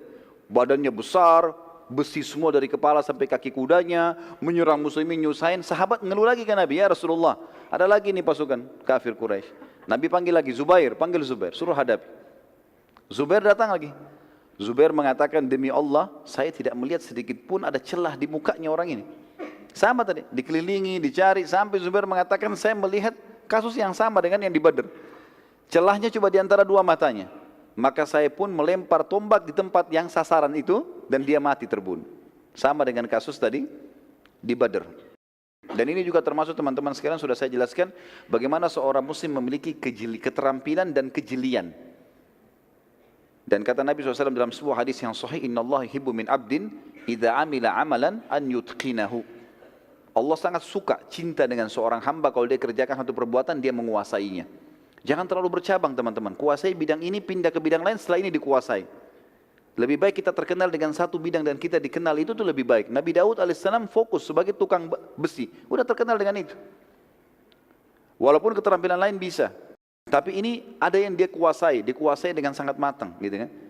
Zubair dan para sahabat ini memang banyak mereka menguasai bidang-bidangnya, dan ini bagian daripada syariat kita. Profesional dalam bidangnya, keterampilan diikuti dengan kejelian. Kita sebutkan juga beberapa kisah prajurit kafir di kancah peperangan Uhud teman-teman sekalian. Di antaranya kisah Abu Amir. Abu Amir ini asli penduduk Madinah dan dia dulunya berusaha untuk menyatukan Aus dan Khazraj, dua suku yang nanti dikenal Ansar setelah Islam. Sebelum Islam masuk ke Madinah, Abu Amir ini mau menobatkan diri menjadi rajanya Aus dan Khazraj. Daripada kalian perang, saya jadi raja kalian, saya akan menyatukan. Dia orang kaya. Subhanallah, dengan hikmah Allah datang waktu Islam mulai masuk ke Madinah, gitu kan? Kemudian Nabi SAW hijrah ke Madinah, seluruh penduduk Madinah ini Aus dan Khazraj masuk Islam. Dan mereka tidak mau lagi mengangkat Abu Amir sebagai rajanya. Abu Amir kecewa. Karena dia kecewa, dia nggak mau masuk Islam, dia tinggalkan Madinah menuju ke negeri Syam. Waktu dia dengar di perang Uhud orang-orang Quraisy menyerang Madinah, dia kembali. Lalu kemudian dia masuk ke Madinah dan dia mulai ribut. Dia mengatakan kepada muslimin waktu itu orang Madinah, Ngapain kalian ikuti Muhammad? Ikuti saya. Saya dari suku kalian, Muhammad pendatang. Saya akan membuat Quraisy pulang, tidak jadi menyerang kalian. Tapi nggak ada satupun orang yang mau ikuti dia ini. Nggak ada yang dengar, orang sudah tahu, sudah masuk iman dalam hatinya, sudah tahu kalau ini benar. Mana mau didahulukan dia dari Nabi SAW? Nggak mungkin. Dia sakit hati, dia keluar. Kemudian dia sempat membuat beberapa lubang di lokasi peperangan. Tapi dengan hikmah Allah, lubang ini dia buat, dia tidak tahu kalau Nabi akan ke situ, tapi dia perkirakan. Di tempat yang nanti pasukan muslimin terdesak, di situ yang dibuat lubang oleh Abu Amir. Digali lubang cukup dalam, satu orang kalau injak dia akan jatuh. Kurang lebih ukuran 2 orang laki-laki berdiri, gitu kan? Jadi susah untuk keluar dan sempit. Itu ditutup dengan pelapa-pelapa kurma. Dibuat beberapa tempat sama dia. Dan ini nanti salah satu lubang ini yang Nabi SAW jatuh di dalamnya pada saat pasukan muslimin terdesak. Setelah buat lubang-lubang ini, dia bergabung dengan pasukan Quraisy. Dia bergabung dengan pasukan Quraisy, tapi akhirnya dia juga terbunuh bersama dengan pasukan Quraisy. Ini di antara kisah salah satu orang kafir yang perlu ditahu namanya, karena dia bergabung dengan pasukan Quraisy. Yang lain adalah Jubair ibn Mut'im. Ini juga salah satu tokoh Quraisy. Dia memiliki budak yang kita sudah tahu namanya Wahsy. Dan dia kebetulan paman Jubair itu dibunuh oleh Hamzah di Badr. Pamannya dibunuh oleh Hamzah di Badr. Maka dia bilang, "Hai Wahsy, kalau kau bisa membunuh Muhammad atau membunuh pamannya Hamzah yang telah membunuh pamanku, kau bebas. Enggak jadi budak lagi." Mendengar perkataan ini, Hindun binti Utbah, istrinya Abu Sufyan, berkata juga kepada Wahsy, "Hai Wahsy, kalau kau bisa bunuh Hamzah, dia telah menjadi penyebab terbunuhnya ayahku Utbah bin Rabi'ah." Kan itu ada terbunuh 3 orang pada saat duel awal perang Badr kan. Ada Utbah bin Rabi'ah, ada Syaibah bin Rabi'ah, ada Walid bin Utbah. Ini kan Walid bin Utbah saudaranya Hindun. Utbah bin Rabi'ah ayahnya, Syaibah bin Rabi'ah pamannya. Ini 3-3-nya mati. 2 orang mati di tangannya Hamzah. Gitu kan? Di awal duel di perang Badr. Maka Hindun pun berkata kepada Wahsy, "Hai Wahsy, kalau kau lakukan itu, kau ikuti majikanmu Jubair bin Mut'im ini membunuh Hamzah, maka aku pun akan memberikan kau hadiah. Dia bebaskan kamu, saya akan berikan kamu hadiah." Maka Wahsy pun akhirnya masuk ke dalam kancah peperangan. Dan Wahsy mengatakan, nanti akan kita ceritakan kisahnya, bagaimana dia mengatakan, "Saya masuk di kancah peperangan tidak berpikir untuk membunuh muslimin kecuali Hamzah. Karena saya ingin bebas. Saya nggak pernah ikut-ikut, nggak mau ganggu orang, nggak mau apa-apa. Saya mau bunuh Hamzah untuk saya lolos." Gitu kan. Dan dia tahu Hamzah sangat kuat. Nanti kita ceritakan bagaimana prosesi dia membunuh Hamzah. Hamzah sangat kuat. Setelah tertombak pun masih kuat, masih mengejar Wahsy. Gitu kan.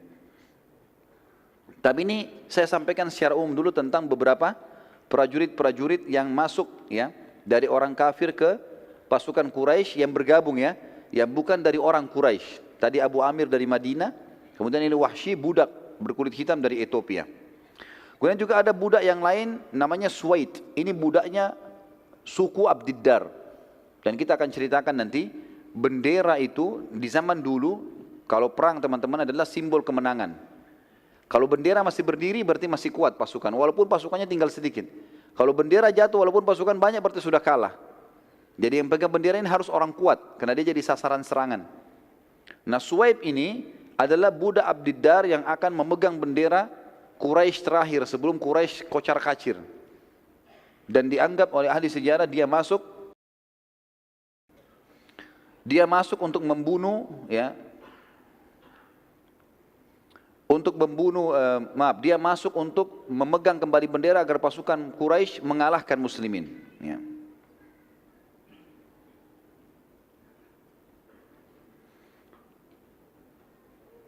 Sekarang kita ceritakan teman-teman sekalian subbahasan bagaimana awal kecamuk peperangan sehingga muslimin menang dan bagaimana akhirnya berbalik muslimin kalah di perang Uhud. Dan ini perlu dijelaskan dan disatukan dalam sebuah subjudul supaya orang mengenang memang awalnya menang dan akhirnya dikalahkan, tapi nanti akan ada kemenangan lagi. Masih satu rentetan. Ya. Karena banyak orang cuma mengatakan di Uhud muslimin kalah. Simple seperti itu saja. Enggak dijelasin kalau sebenarnya mereka menang awalnya. Awal kemenangan muslimin, kita jelaskan ceritanya. Pada zaman dahulu tentunya saya bilang tadi bendera adalah simbol kemenangan. Kalau masih ada berarti menang. Kalau tidak ada berarti kalah. Seperti itulah. Maka ada 3 orang sahabat yang mulia namanya Hamzah bin Abdul Muttalib masyhur. Kemudian Ali bin Abi Thalib, ponakannya sendiri, dan Asim bin Thabit. 3 orang ini teman-teman sekalian berkumpul semuanya, bersepakat mengatakan, ini begitu pecikan takbir Nabi kumandangkan, kita bertiga serang pemegang benderanya Quraisy. Enggak usah lawan yang lain, cari pemegang bendera, tebas nih. Bunuh supaya jatuh benderanya. Karena pasukan mereka lebih banyak. Muslimin 700, ini 3000, gitu kan. Tadinya 1000 tapi kan 300 munafik pulang ke Madinah. Ternyata betul terjadi. Pada saat itu teman-teman sekalian yang memegang benderanya Quraisy dari keturunan Abdiddar. Kalau masih ingat rentetan histori pertama, sirah pertama saya jelaskan tentang Abdiddar dan Abdul Manaf, gitu kan? Salah satu turunan kakek Nabi SAW. Intinya seperti itulah. Ini kalau saya rentet panjang lagi. Yang jelas ini masih keluarga Nabi SAW. Hamzah dan Ali datang. Dan ini pelajaran teman-teman. Dalam masalah akidah sudah tidak ada lagi batas. Enggak ada lagi namanya kerabat, apalagi kalau di medan perang. Ini sudah berbeda hukumnya. Maka keduanya pun, suku Abdiddar waktu mau pergi, waktu di perang Badar mereka yang pegang bendera. Dan akhirnya kalah orang-orang musyrik. Abu Sufyan di perang Uhud mengatakan, hai anak-anak Abu Talha. Abu Talha kebetulan dianggap kepala sukunya Abdiddar. Anakmu ini 6 orang laki-laki mau ke perang, ikut perang. Di Badar kita dikalahkan gara-gara kalian yang pegang bendera dan jatuh. Kalau sekarang kalian tidak bisa memegang bendera, tidak bisa pegang amanah ini dan akan jatuh dikalahkan, maka berserahkan pada kami. Kami kasih kepada suku-suku yang pemberani. Maka ke-6 anaknya, atau Abu Talha mengatakan, kami tidak akan menyerahkan bendera ini kepada selain kami walaupun kami semua terbunuh. Datanglah anak pertamanya Abu Talha, pegang bendera. Begitu takbir, Hamzah dan Ali dan ini Asim, tiga-tiganya menyerang. Tiga orang ini menjadi pengemban bendera 1 orang itu. Berhasil dibunuh. Jatuh bendera. Awal serangan ini. Di awal serangan. Begitu bendera jatuh, biasanya bendera dulu dibuat tinggi sekali. Dan besar kainnya. Jatuh. Orang-orang Quraisy shock ini. Kok bisa? Awal kecamuk peperangan dan biasanya bendera itu bukan di depan. Bendera ditaruh di tengah-tengah. Di depan paling bendera-bendera kecil. Kalau bendera yang besar itu harus di tengah-tengah pasukan supaya tidak langsung jatuh. Tapi ini berhasil. Hamzah, Ali dan Asim berhasil. Datang anak keduanya Abu Talha. Pegang bendera lagi. Tapi 3 orang sahabat ada di sekitar situ. Sekitar bendera. Emang nunggu. Ternyata ada 1 orang datang angkat. Dibunuh lagi. Datang anak ketiga angkat. Dibunuh lagi. Anak keempat datang. Dibunuh lagi. Sampai 4 orang. Terakhir pada saat datang anak kelimanya Abu Talha. Dan mengangkat bendera.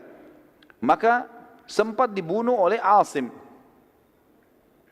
Hamzah dan Ali tidak sempat membunuh, tapi Asim membunuhnya. Kemudian anak ke-6-nya Abu Talha yang terakhir sempat juga datang mengangkat bendera, tapi dibunuh oleh Sa'ad bin Abi Waqqas. Sa'ad bin Abi Waqqas. Ya. Kebetulan teman-teman sekalian, anak keempat waktu 6 orang ini mati, pas yang keempat yang dibunuh oleh Asim bin Thabit, anak keempat ini waktu lagi dibunuh sama Asim, pas ditebas sama pedang. Ada saudarinya perempuan, anaknya Abu Talha tapi perempuan, namanya Sulaif. Sulaif ini waktu lihat bergelimangan saudara-saudara laki-lakinya, 3 orang, ini yang keempat ditebas oleh Asim, dia pikir Asim yang bunuh semuanya. Dia nggak tahu ini. Maka dia sakit hati. Dia kemudian kembali ke tengah-tengah pasukan musyrikin, lalu dia menggunakan gendangnya, rebana karena perempuan dibawa oleh orang-orang Quraisy biasa untuk memotivasi pasukan. Mereka menari-nari segala. Lalu dia pukul gendangnya, lalu dia mengatakan si Sulaif, siapa yang bisa membunuh Asim untukku, lalu dia membawa batok kepalanya kepadaku, maka aku akan isi seukuran batok kepalanya Asim emas buat dia. Dia motivasi orang untuk perang, bunuh Asim ini. Mendengar kalimat tersebut, orang-orang Quraisy yang ada sekitar situ tamak, mau tahu kalau ini Sulaif ini orang kaya. Maka mereka pun akhirnya mengeroyoki Asim pada saat itu, berusaha mencari dan mengeroyoki Asim. Sulaif pada saat itu, teman-teman sekalian, kemudian menyiapkan beberapa emas yang dia harus berikan, sampai akhirnya Abu Sufyan mengeluarkan instruksi. begini isinya. Sebagaimana mereka muslimin menyerang bendera kita, sekarang kita serang bendera mereka. Karena ini bendera sudah nggak bisa nih. Dan harus ada satu orang yang memegang bendera dari Abdiddar. Gitu kan. Angkatlah bendera. Maka datang Suwaib tadi. Yang sempat kita sebutkan namanya Suwaib ini adalah budak Abdiddar. Dia datang lalu dia pegang, lalu dia kibar-kibarkan. Sambil pasukan musyrikin berusaha melindungi bendera tadi dan mencari siapa yang memegang bendera dari muslimin. Waktu itu kebetulan yang pegang bendera Mus'ab bin Umair radhiyallahu anhu, nanti kita kisahkan juga bagaimana meninggalnya beliau. Pada saat itu teman-teman akhirnya perang mulai memanas dan target mereka adalah saling menjatuhkan bendera satu sama yang lain.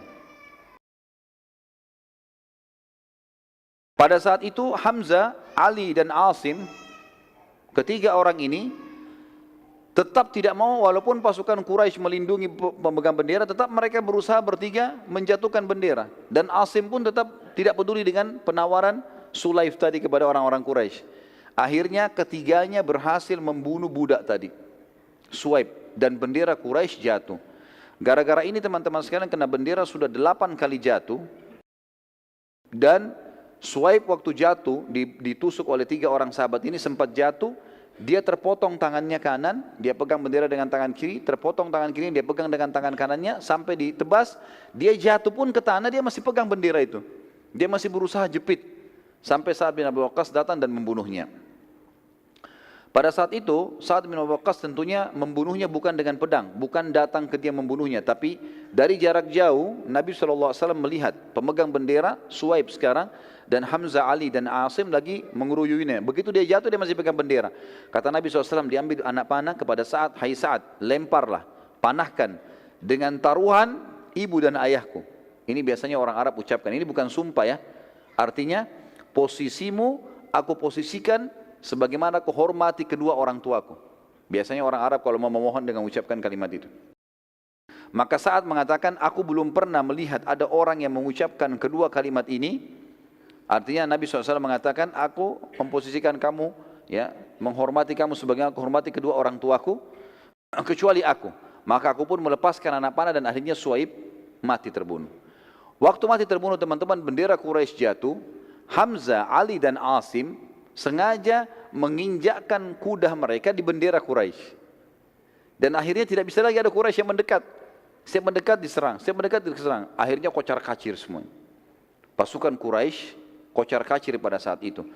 Jadi saking kocar kacirnya, ya, pada saat itu teman-teman sekalian, sampai muslimin mengatakan, kami menyaksikan di perang Uhud yang hadir ya, seluruh pasukan Quraisy, ribuan orang itu semuanya berlari, meninggalkan harta mereka, meninggalkan kuda mereka, sampai-sampai mereka meninggalkan kaum wanita mereka yang ikut-ikutan lari bersembunyi di belakang pohon-pohon kurma dan di gunung-gunung atau bukit-bukit.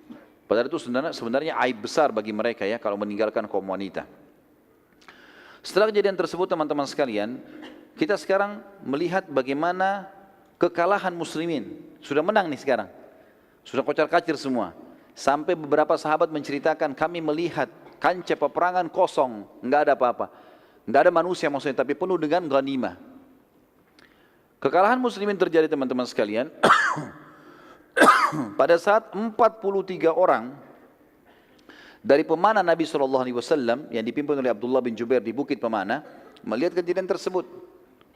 Di bukit ini teman-teman bisa lihat lebih jauh, pasukan Quraisy sudah sangat jauh, sudah mengarah ke Mekah. Sudah tinggal kelihatan bayangannya saja, kayaknya nggak mungkin kembali lagi nih pasukan. Sementara 600 orang pasukan muslim yang dibentuk oleh Nabi SAW selain pemanah kan 700 orang, 650 kan di pasukan. 600 orang sekian itu mengejar ke sana, 600 orang mengejar yang 2000 itu. Siapa yang ketangkap jadi tawanan, seperti itulah. Kurang lebih sisa 50 orang saja, 40-50 orang ini nggak ikut-ikutan menyerang musuh, tapi mereka sibuk mengambil ghanimah, kumpulin ghanimah. Melihat kejadian tersebut, orang-orang ini, 43 pemanah ini teman-teman sekalian,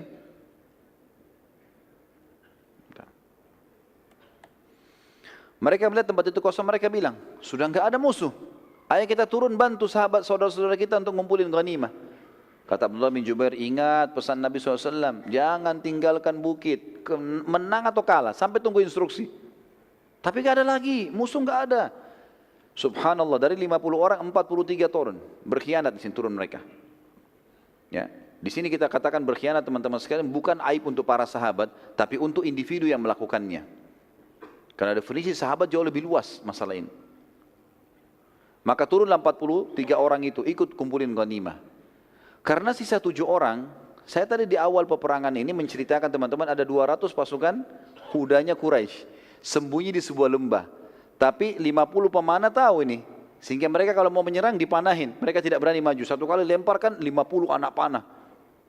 Mereka cuma 200 orang. Bisa habis ini kalau dipanah dengan 3 kali, 4 kali panah gitu. Waktu melihat 43 orang ini turun, yang 7 orang ini sibuk nasihatin teman-temannya, jangan turun, jangan turun. Khalid bin Walid gunakan kesempatan, keluar dari lembah. Manuver, dia naik di atas bukit pemanah lalu dibunuh yang 7 orang. Sahabat ini.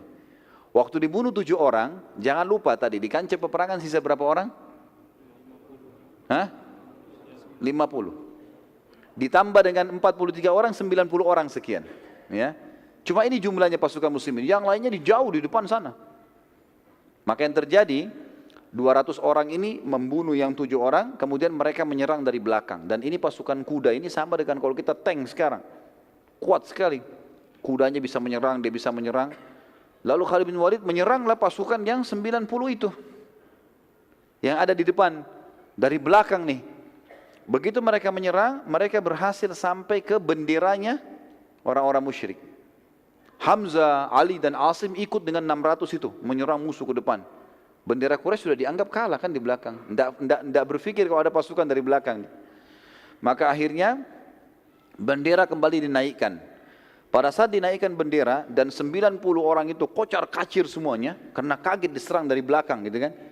Ada beberapa yang jadi korban. Maka Khalid bin Walid dan pasukannya meneriakkan yel-yel Quraisy. Sambil angkat bendera dikebar-kebarin, sambil teriak-teriak angkat yel-yelnya. Maka orang-orang Quraisy yang dari jauh itu rupanya ada yang dengar, saling mengingatkan, ada bendera berdiri, bendera berdiri. Akhirnya pasukan yang sudah jauh kembali. 2000 lebih itu kembali. Dari belakang 200, pasukan muslimin di sini 600 ada di tengah-tengah. 2000 ini kembali nyerang. Gitu kan? Rupanya waktu mendengar yel-yel Quraisy di belakang, pasukan yang 600 muslimin juga balik ke belakang. Ini ada apa ini? Rasulullah ada di belakang ini. Kita harus kembali. Kembalilah 600 orang itu. Itu waktu kembali diceritakan bagaimana kacaunya. Pasukan muslimin kembali. Yang 600 ini yang 90 melarikan diri. Ya, tabrakan dan 200 nyerang dari belakang. Yang 2000 datang dari sana. Jadi sangat luar biasa. Kocar kacir. Sampai ada muslim membunuh muslim yang lain pada saat itu. Kesalahan. Sudah kacau keadaan. Sampai ada yang terbunuh pada saat itu. Di antara kaum muslimin yang terbunuh adalah Yaman. Yaman anak ayahnya Huzaifah bin Yaman. Radhiyallahu anhu majma'in, kata Huzaifah, saat seluruh pasukan sudah kacau, sampai pasukan muslimin saling serang, sudah tidak tahu musuh ini, karena luar biasa kacaunya. Dan dalam keadaan sangat kacau, sampai-sampai aku menemukan ayahku di antara pasukan yang terserang oleh muslimin sendiri. Dan aku mengatakan, ayahku, wahai muslimin, semoga Allah merahmati kalian. Tapi terlambat dan akhirnya Yaman radhiyallahu anhu mati, terbunuh dan dianggap syahid oleh Nabi SAW karena kesalahan. Hudzaifah berkata, semoga Allah memaafkan kalian karena kehilafan ini. Semoga Allah memaafkan kalian, ayahku telah kalian bunuh. Seperti itulah. Dalam situasi demikian teman-teman, Nabi SAW segera mengambil keputusan. Beliau SAW berteriak dengan suara keras, kumpullah di sisiku wahai hamba-hamba Allah, aku benar-benar utusan Allah. Namun yang mendengar beberapa orang sempat kumpul, tapi mayoritas pasukan tidak dengar. Dan yang terkumpul di sisi Nabi SAW hanya 9 orang. 7 dari muhajirin dan 7 dari ansar, 2 dari muhajirin. 9 orang saja. Yang lain pasukan ini sudah kocar kacir keluar dari kancah peperangan karena diserang oleh musuh-musuh ini. Hal ini terjadi karena luasnya lokasi peperangan dan galaunya keadaan pada pasukan muslimin sehingga mayoritas mereka tidak mendengarkan teriakan Nabi SAW. Terutama pada pasukan terdepan yang merupakan pasukan inti seperti Hamzah, Ali, Zubair, ini yang kuat-kuat semua ini tidak dengar karena mereka jauh dari Nabi SAW. Jadi yang dari 90 ini saja yang coba mendekat, itu pun cuma berapa orang gitu. Dan mereka tersibukkan pada saat itu berusaha mengejar musyrikin yang lari ke Mekah, tapi mereka sekarang kembali menyerang. Jadi Hamzah dan Ali juga ini sibuk lagi menghadapi pasukan yang 2000 itu. Dari pasukan depan muslimin ada pemegang bendera, sahabat Nabi mulia Mus'ab bin Umair radhiyallahu anhu, yang juga kembali ke arah belakang untuk mengetahui apa yang sedang terjadi. Pada saat situasi kacau, Mus'ab diserang oleh pasukan Khalid bin Walid dan mereka berhasil memotong tangan kanannya Mus'ab yang memegang bendera. Lalu Mus'ab memegang dengan tangan kirinya, kemudian dipotong lagi tangan kirinya, sisa dengan tangannya dia memegang bendera, lalu pasukan Khalid bin Walid menusuk dadanya. Dan sebagian riwayat menyebutkan Ibnu Qami'ah yang telah menusuk dada Mus'ab bin Umair dan beliau mati syahid pada saat itu. Dan akhirnya bendera muslimin jatuh. Bendera muslimin jatuh. Dari sisi lain Hamzah dan pasukan muslimin lainnya yang masih di depan tidak menyadari adanya serangan dari belakang dan bagaimana kacaunya keadaan pasukan pada saat itu serta serangan Khalid bin Walid. Pada saat itu pun waktu Hamzah mulai mau kembali dan melihat kekacauan di sana, ternyata dari belakang juga sudah ada serangan, maka Wahsy menggunakan kesempatan. Wahsy pun akhirnya mengatakan, aku melihat Hamzah dan aku pun takut mendekatinya. Aku pun takut, dengan dia orangnya kekar, kuat. Kita sudah ceritakan Hamzah dulu kalau berburu apa? Singa. Di masa jahiliyah. Saking kuatnya fisiknya. Maka Wahsy mengatakan, aku coba mencari peluang di mana aku bisa membunuh orang ini sehingga aku lolos dari keterbudakan. Wahsy pun menceritakan kejadian tersebut berkata, saat tombak aku lemparkan, aku berhadapan dengan Hamzah, maka aku buru-buru melemparkan tombakku dan tertancap di perut Hamzah sampai tembus ke belakang. Sementara Hamzah di atas kudanya. Hamzah tidak terjatuh dan ia malah menghadap ke arahku dan maka aku pun sangat ketakutan. Dan ia terus saja mengejar ke arahku sampai aku berusaha melarikan diri secepat mungkin. Hamzah pakai kuda, tapi dia tertusuk ini tombak. Orang lain sudah mati nih. Tapi Hamzah dengan izin Allah sementara masih bisa lari. Bahkan Hamzah sempat mendekati Wahsy. Pada saat sudah dekat, banyaknya darah yang mengalir membuat Hamzah akhirnya jatuh. Kata Wahsy pada saat itu pun akhirnya, aku berhasil lolos dari keterbudakan karena Hamzah sudah mati. Dan aku mencabut tombakku dari tubuh Hamzah setelah aku yakin pastikan dia sudah meninggal. Tentu dengan berjalannya waktu teman-teman sekalian, Wahsy ini masuk Islam nanti. Masuk Islam, ada kisahnya begitu ya. Dan dia berkata, masih saja aku dihantui perasaan bersalah karena telah membunuh paman Nabi SAW dan tidak akan bisa terbayar kecuali dengan mati syahid di jalan Allah. Dan aku membunuh pemimpin orang kafir yang setimpal kedudukannya dengan Hamzah. Akhirnya Wahsy pun memenuhi niatnya dan dialah satu-satunya yang telah membunuh Musailamah Al-Kadzab, orang yang mengaku Nabi. Pada saat akhir hidupnya Nabi SAW dan pada saat Nabi meninggal di pasukan Abu Bakar, Wahsy ikut. Dan Wahsy membunuh Musailamah Al-Kadzab dengan tombak yang dia pakai bunuh Hamzah. Dia bersihkan, dia rapikan, lalu dia tombak ke arah yang mirip dengan Hamzah. Maka dia mengatakan, Wahsy berkata, inilah imbalan atas terbunuhnya paman Nabi SAW. Dan juga perlu diketahui pada saat Wahsy masuk Islam, Nabi SAW menerima Islamnya. Tapi Nabi mengatakan, wahai Wahsy, jangan sering tampil di hadapanku. Begitu saja, karena Nabi masih ingat ya. Hamzah ini pada saat terbunuh nanti kita akan lihat bagaimana korban-korban Uhud, luar biasa menyedihkan gitu kan. Nabi SAW kata Umar bin Khattab, belum pernah kami lihat Nabi SAW menangis seperti menangisnya pada saat lihat jenazah Hamzah. Hidungnya terpotong, darah semua, dadanya terbelah, segala macam ini ya. Hal-hal yang buruk sekali. Nabi SAW, kita kembali kancah peperangan, mengatakan, wahai muslimin, kumpullah di sekitarku, wahai hamba-hamba Allah, aku benar-benar utusan Allah. Para sahabat berusaha kumpul dan tadi hanya terkumpul sekitar 9 orang, 7 dari Ansar dan 2 dari Muhajirin. Sementara pasukan Khalid bin Walid melihat kesempatan ini untuk menyerang Nabi SAW. Karena waktu Nabi teriak, akhirnya ditahu posisinya Nabi oleh pasukannya Khalid bin Walid. Pasukan yang 600 sekarang sudah akan berhadapan dengan yang 2000 sekian. Maka pasukan Khalid bin Walid yang 200 ini mengarahkan, karena yang 90 sudah kacau balau dari pasukan muslimin, mengarahkan ke arah suara Nabi SAW. Pada saat itu teman-teman sekalian, 9 orang sahabat ini berusaha untuk membela Nabi SAW, tapi semuanya terbunuh 9-9-nya di tangan Khalid bin Walid dengan pasukannya. Terbunuh semuanya, karena mereka jalan kaki, 200 orang ini semua berkuda. Sampai tertinggal Nabi SAW. Utbah bin Abi Waqqas dan Abdullah ibn Abi Kami'ah Ini Utbah, saudaranya Sa'ad bin Abi Waqqas ya. Tapi dalam keadaan kafir, ikut dengan pasukan musyrikin. Utbah bin Abi Waqqas dan Abdullah bin Abi Qami'ah, keduanya dari pasukan Khalid berusaha menyerang Nabi SAW. Dan Nabi SAW saat itu masih ditemani oleh satu orang sahabat. Maaf, tadi bukan tinggal sendiri, tapi ada satu orang, Talha bin Ubaidillah. Dan menyusul sahabat yang lain menyusul, datang itu Sa'ad bin Abi Waqqas, saudaranya Utbah. Lalu duanya mendampingi Nabi SAW. Keduanya berusaha bertahan, namun beliau SAW bersama dengan sahabat ini, dua-duanya, tiga-tiganya jatuh ke dalam lubang yang telah dibuat oleh Abu Amir. Yang tadi kita sudah sebutkan namanya, orang yang mau mengaku raja kemudian tidak jadi di Madinah. Dan dia diberikan julukan Abu Amir al-Fasiq, orang fasik ini, karena dia dianggap orang yang buruk.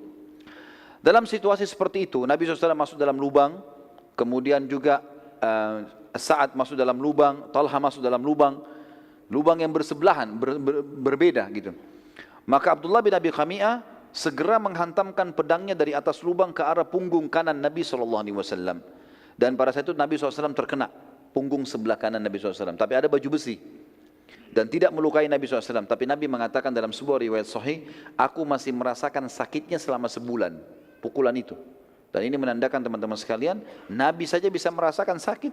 Apalagi manusia biasa. Gitu kan? Wajar itu. Lalu Ibnu Qami'ah menyerang Nabi SAW lagi ke arah punggung kiri beliau SAW. Dan karena kerasnya pukulan ke arah punggung kiri, karena dia pikir punggung kanan sudah, dia pukul ke punggung kiri, Nabi SAW coba menangkisnya, berusaha membela, tapi topi besi Nabi SAW ada beberapa jaring besi turun dari sisi kanannya, itu sempat kena pedangnya Ibnu Qami'ah dan menancap di pipi Nabi SAW, pipi kanan Nabi ya. Dan pada saat itu akhirnya berdarah, mengeluarkan darah. Dan kena kerasnya pukulan besi pedang tersebut sampai akhirnya gigi geraham Nabi SAW pecah pada saat itu. Talha bin Ubaidillah berhasil naik dari lubang sebelah. Sementara proses ini terjadi, Ibnu Qami'ah menyerang Nabi SAW dan Nabi agak sulit dalam lubang, terus diserang dengan pedang. Maka dia berusaha menyerang Ibnu Qami'ah serta Utbah, yang keduanya berusaha untuk menyerang Nabi ini. Sisa pasukan Khalid bin Walid berusaha menyerang Talha bin Ubaidillah, sementara ia terus melawan sendirian sampai seluruh dada dan tubuhnya dipenuhi anak panah, juga tebasan-tebasan pedang. Semuanya, punggungnya semua anak panah, depannya semua anak panah, tebasan pedang kiri kanan. Tapi subhanallah masih hidup. Talha bin Ubaidillah ini salah satu dari 10 yang dijamin masuk surga ya, radhiyallahu anhum. Sampai Abu Bakar mengatakan Uhud, perang Uhud ya, yang panen pahalanya Talha, miliknya dia sudah. Sampai waktu itu Talha bin Ubaidillah berusaha menarik Nabi SAW untuk keluar dalam kondisi begitu ya. Dia tutupi lubang, terus orang-orang kafir 200 orang ini berusaha menyerang dia gitu kan sendirian. Sampai dia berhasil berusaha menarik Nabi SAW. Dan waktu Nabi naik ke atas, beliau sempat mencabut dengan giginya besi yang masuk ke pipi Nabi SAW. Dengan giginya, sehingga kedua giginya di depan itu tanggal, jatuh. Dan para sahabat mengatakan, kami melihat setelah tanggalnya gigi Talha di Uhud, Allah memberikan dia ketampanan ekstra. Justru Allah buat orang-orang tambah suka melihat wajahnya. Padahal kedua giginya jatuh karena menarik besi itu. Dan ini bentuk penghormatan pada Nabi SAW. Dia bukan tarik dengan tangannya, dia tarik dengan giginya untuk menjaga kesantunan dengan Nabi SAW. Pada waktu yang bersamaan setelah itu teman-teman sekalian, pasukan Khalid bin Walid lagi sibuk menyerang Talha bin Ubaidillah dan Sa'ad bin Abi Waqqas hanya keluar juga dari lubang sebelah. Mereka berusaha, datanglah pasukan Ali, Zubair, ya, datang. Hamzah kan sudah terbunuh tadi dengan pasukan lainnya. Mereka berusaha membela Nabi SAW dan terjadilah pertempuran seru pada saat itu di lubang yang terdapat Nabi SAW. Pada saat waktu yang bersamaan juga datang sahabat Nabi yang mulia yang telah memegang pedang Nabi SAW, namanya Syammah bin Harith atau Abu Dujana tadi. Kemudian berusaha untuk menutupi Nabi SAW dengan tubuhnya, sehingga seluruh tubuhnya dikenai dengan sabetan pedang. Jadi dia berusaha tangkis dari sini, ini yang nyerang 200 orang ini. Sementara yang datang beberapa sahabat ini tidak sampai 10 orang. Ibnu Qami'ah dan sisa pasukan Khalid akhirnya terpukul mundur karena keteguhan sahabat-sahabat ini. Namun Ibnu Qami'ah saat mundur bersamaan dengan waktu itu, sebagian pasukan Khalid bin Walid sedang menebas tangannya Mus'ab. Dan Mus'ab bin Umair wajahnya mirip sekali dengan wajah Nabi SAW. Maka Ibnu Qamiyah datang, lalu pada saat tangannya Mus'ab sudah putus dua-dua dan dia pegang dengan sisa tangannya bendera, maka Ibnu Qamiyah datang menusuk dadahnya Mus'ab, mati syahid. Lalu dia teriak, apa kata Ibnu Qamiyah? Aku telah membunuh Muhammad, Muhammad telah mati, aku telah membunuh Muhammad, Muhammad telah mati. Ini teman-teman, kalimat ini pada saat itu bertepatan diucapkan pasukan Quraisy yang 2000 tiba. Pasukan yang 600 ini menghadapi yang dari belakang, dan ini juga berita kalau Nabi SAW terbunuh. Kata para ahli sejarah, ini sampai seperti virus yang masuk di tengah-tengah muslimin. Sampai Umar bin Khattab yang sangat kuat dengan Sa'ad bin Mu'adz, orang yang sangat kekar dalam pendiriannya, mereka bercerita mengatakan, kami berdua terduduk ke di tanah kancah peperangan karena tidak yakin lagi sudah. Maksudnya tidak tahu lagi bisa menang atau tidak kalau Nabi SAW sudah terbunuh. Kondisinya sudah kocar-kacir ini.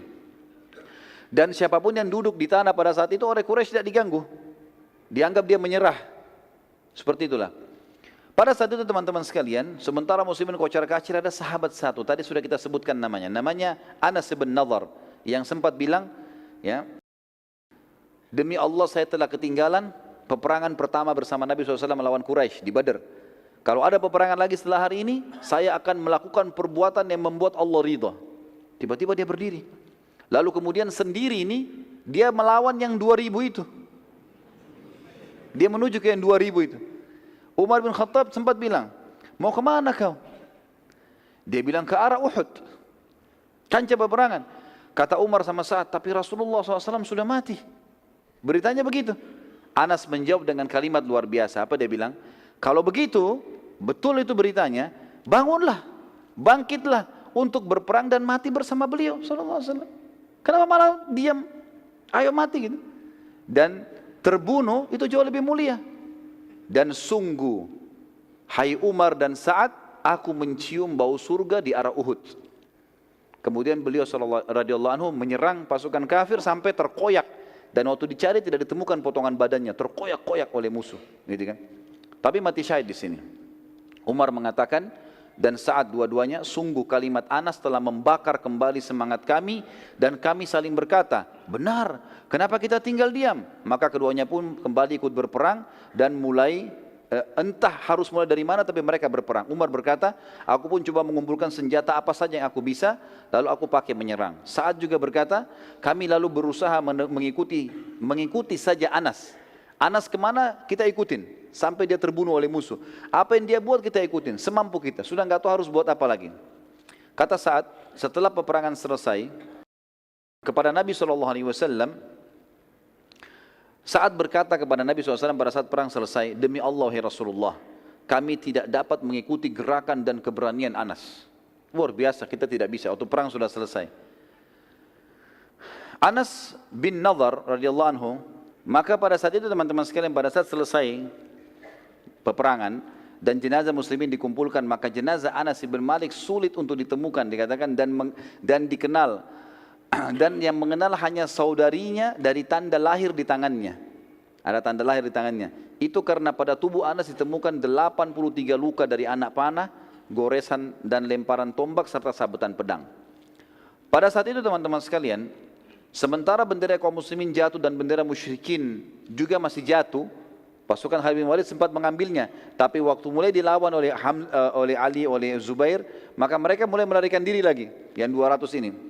Tiba-tiba saja seorang wanita bernama Amroh dari suku Abduddar, ia mengangkat bendera musyrikin. Melihat bendera musyrik berdiri, maka Abu Sufyan dan sisa pasukan musyrikin pun kemudian berkumpul di sekitar bendera. Dari sisi muslimin, Ali bin Abi Thalib juga kembali mengangkat bendera muslimin, yang akhirnya membuat umumnya muslimin yang masih tersisa di kancah peperangan, mereka berkumpul pada bendera itu. Namun Nabi SAW memerintahkan agar pasukan muslimin mundur ke arah Uhud, menyandar sampai merapat di gunung. Maka melihat bendera muslimin menuju Uhud, sisa pasukan pun ikut akhirnya. Seluruh muslimin mulai berkumpul di situ. Sementara pasukan musyrikin mengikuti bendera mereka maju menuju kancah peperangan, dan mereka menuju ke arah bendera muslimin untuk kembali menyerang. Nabi SAW saat melihat mereka menyerang, sementara kekuatan yang terkumpul saat itu bersama Nabi SAW, maksimal waktu itu yang di sekitar Nabi 50 orang. Masih berserakan ada ratusan orang. Gitu kan? Pasukan musyrikin sudah bersatu, ribuan orang datang sekarang. Maka Nabi SAW menyerahkan anak-anak panah kepada Sa'ad bin Abi Waqqas. Kata Nabi SAW, lempar hai Sa'ad, panah ke arah musuh, supaya muslimin bisa berkumpul. Kata Sa'ad, apa yang saya harus lempar ya Rasulullah? Rasulullah SAW mengatakan, lempar wahai Sa'ad dengan apa saja yang aku beri. Maka Sa'ad mengatakan, aku pun memanah dengan anak-anak panah yang diberi oleh Nabi SAW. Setiap dikasih diarahkan ke panah. Dan sampai aku melempar anak panah yang tidak bermata tajam, patah ke depannya. Pokoknya dikasih aku panahin. Tugas aku cuma melemparkan ke arah musuh. Kata Sa'ad, aku pun memanah dengan anak-anak panah yang diberi oleh Nabi SAW. Dan demi Allah, setiap anak panah yang dilempar mematikan musuh. Jadi satu anak panah dilempar mati, satu mati. Jadi mungkin lebih dari 20 anak panah dilempar oleh Sa'ad, semuanya membunuh. Mati, termasuk yang tidak ada runcingnya tadi itu. Subhanallah, kata ahli sejarah, gara-gara perilaku ini, kejadian ini, orang-orang Quraisy berhenti. Enggak jadi menyerang, yang 2000 itu enggak jadi menyerang. Ini setiap anak panah bunuh satu. Ini bermasalah, padahal cuma Nabi sama Sa'ad, mereka lihat dari jauh. Gitu kan. Pada saat itu muslimin mulai berkumpul dan terpojok, gitu kan. Pasukan Khalid bin Walid dan semua perangkat perang lengkap, mereka semuanya berkuda, kembali juga ingin menyerang. Atur strategi, karena saat sekarang cuma memanah, tapi kalau dari dua sisi yang sekian ratus pasukan dan sekian ribu pasukan ini menyerang semuanya, ini kesulitan akhirnya. Sa'ad pun berkata, lalu aku memanah ke arah pasukan Khalid bin Walid dan subhanallah, setiap anak panah yang aku panahkan lagi membunuh satu prajurit Khalid. Dari 200 itu terbunuh lagi 10 orang, terbunuh lagi 20 orang. Dengan 5-6 anak panah saja, pasukan Khalid bin Walid berjatuhan satu sama yang lain. Bahkan ada anak panah yang dilemparkan, kena satu dan tembus ke orang yang lain di belakangnya. Melihat kejadian tersebut, Khalid bin Walid berhenti dan khawatir akan serangan Sa'ad. Ini bahaya. Satu orang tapi memberhentikan begini, tentu dengan hikmah Allah. Melihat pasukan Khalid bin Walid berhenti menyerang, maka dari sisi lain pasukan inti Quraisy ada satu orang pimpinannya, namanya Ubay bin Khalaf. Ubay bin Khalaf ini teman-teman sekalian, orang yang pernah sombong sekali di Mekah. Dia pernah memperlihatkan kudanya, yang memang dia prajuritnya Quraisy. Dia pernah lihatkan dan dia mengatakan, hai Muhammad, lihat kuda ini, lihat pedang ini, lihat panah ini, aku akan membunuhmu dengan ini semua. Kata Nabi SAW, aku yang akan membunuhmu dengannya insya Allah. Waktu masih di Mekah ini ceritanya. Rupanya dia lihat ini, dia sudah dengan pakaian perangnya, dia lihat Nabi SAW. Maka dia sudah mengatur strategi untuk menyerang. Melihat kejadian tersebut, Nabi SAW meminta sebuah tombak kepada Ali bin Abi Thalib radhiyallahu anhu. Dan kata Ali bin Abi Thalib, demi Allah, Nabi SAW memegang lembing tersebut, mundur ke belakang, kemudian melempar ke arah Ubay bin Khalaf. Pada saat dilempar lembing tersebut, kami semua terlempar. Saking kuatnya lemparan Nabi SAW. Di sekitarnya ada beberapa belas orang, itu terlempar semua. 50 orang tadi terlempar, karena kuatnya lemparan Nabi SAW, kata Ali bin Abi Thalib. Dan subhanallah, lembing itu tidak menancap di dadanya Ubay. Dia hanya kena di lehernya Ubay itu, antara topi besi dengan baju besinya ada celah. Kena di situ, nyobek itu saja. Garis sedikit, keluar darah sedikit. Begitu kena, lalu Ubay berkata dengan pasukan Quraisy, Muhammad telah membunuhku. Dia bilang gitu. Ketakutan dia. Dan dia jatuh, teriak-teriak, pegang sakit lehernya. Orang-orang Quraisy datang dekat, mereka mengatakan luka, coret sedikit. Dia bilang, demi Allah kalau Muhammad ludahi aku sekarang, aku mati.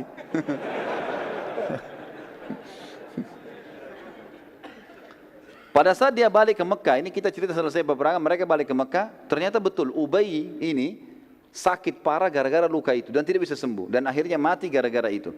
Dan ini kena hadis Nabi SAW yang sangat tegas ya. Kata Nabi SAW, sungguh murka Allah memuncak kepada orang yang telah dibunuh oleh nabinya. Nabi SAW jarang membunuh. Tapi kalau orang itu dibunuh oleh Nabi berarti luar biasa orangnya. Dan orang ini karena pernah mengancam Nabi SAW di Mekah, maka akhirnya Allah SWT mudahkan dia mati di tangan Nabi SAW. Nabi SAW akhirnya menyuruh pasukan muslimin untuk naik ke atas bukit. Saya percepat saja. Kemudian beliau SAW tidak mampu lagi naik karena letih. Lalu beberapa orang sahabat diantaranya Talha bin Ubaidillah kembali radhiyallahu anhu yang penuh dengan anak panah, yang penuh dengan sabetan pedang. Kemudian tunduk dan membiarkan Nabi SAW menginjak punggung beliau radhiyallahu anhu. Kemudian Nabi SAW pun naik. Kata dia, ya Rasulullah, naiklah. Naiklah wahai Nabi Allah ke atas pundak. Maka naiklah Nabi SAW sampai akhirnya berhasil menaiki bukit atau gunung Uhud itu sendiri. Para sahabat pun naik bersama dengan Nabi SAW, dan pada saat Nabi SAW di atas dan para sahabat sudah naik ke atas, bersembunyi di atas, sempat Uhud goncang, goyang. Maka Nabi SAW menyentakkan kakinya sambil mengatakan, tenanglah hai Uhud, sesungguhnya di atasmu ada seorang Nabi, ada Siddiq, Abu Bakar, dan ada syahidan. Dua orang mati syahid, ada Uthman dan ada Ali, ada Umar dan ada Uthman, radhiyallahu ajma'in gitu.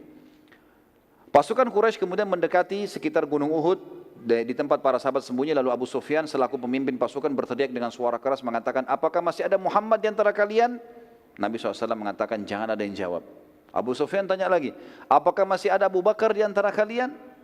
Nabi SAW mengatakan, jangan ada yang jawab. Abu Sufyan tanya lagi yang ketiga kali, apakah ada Umar di antara kalian? Maka Nabi SAW mengatakan, jangan ada yang jawab. Abu Sufyan mengatakan, kalau ketiga orang itu sudah tidak ada, berarti urusan kalian sudah habis. Artinya dia tahu kekuatan muslimin di Nabi, di Abu Bakar dan Umar, gitu, radhiyallahu anhu ajma'in. Umar bin Khattab waktu itu tidak bisa tahan teman-teman sekalian, lalu kemudian dia teriak mengatakan, semoga Allah menghinakanmu, wahai musuh Allah. Mereka semua masih hidup. Dan Abu Sufyan ini tahu suaranya Umar. Maka Abu Sufyan bilang apa? Demi Allah hai Umar, aku lebih percaya kamu daripada Ibnu Qami'ah. Tadi Ibnu Qami'ah siapa? Yang menyebarin isu kalau dia bunuh Nabi SAW kan? Aku telah bunuh Muhammad, kan dia yang sebarin. Kata Abu Sufyan, demi Allah aku lebih percaya kau daripada Ibnu Qami'ah. Berarti betul Nabi SAW masih hidup. Lalu kemudian Abu Sufyan mengatakan, telah menang Hubal, patungnya mereka kan? Kata Nabi SAW, tidakkah kalian jawab? Kata Umar, apa kami jawab ya Rasulullah? Kata Nabi SAW, jawab, katakan, Allah jauh lebih mulia dan terhormat. Maka Umar berkata, Allahu a'az wa akram. Allah itu lebih mulia dan lebih terhormat. Abu Sufyan berkata lagi, kami memiliki Al-Lat dan tidak ada Lat untuk kalian. Lat ini nama patungnya mereka. Umar menjawab, Allah satu-satunya tempat bersandar kami. Abu Sufyan berkata lagi, sungguh inilah imbalan atas kekalahan kami di Badar. Perlu aku ingatkan bahwa pada jenazah-jenazah kalian terdapat mutilasi dan pengerusakan pada jasad mereka yang tidak aku perintahkan dan tidak aku larang. Pasukanku ini ada yang mutilasi loh, ada yang potong-potong tangan, ada yang potong kuping, ada yang potong hidung. Tapi ini tidak aku perintahkan dan aku juga tidak larang karena mereka dendam kejadian di Badar. Umar menjawab, sungguh korban kami pasti masuk surga dan korban kalian masuk neraka. Lalu pasukan Quraisy balik menuju ke arah Mekah teman-teman sekalian, sementara Nabi SAW dan para sahabat sibuk mengurus jenazah mujahidin. Nabi SAW sempat menanyakan beberapa orang sahabat, diantaranya Sa'ad ibn Rabi' radhiyallahu anhu yang ada ditemukan diantara korban muslimin. Dan Nabi SAW berkata kepada para sahabat, carikan untuk saya Sa'ad ibn Rabi'.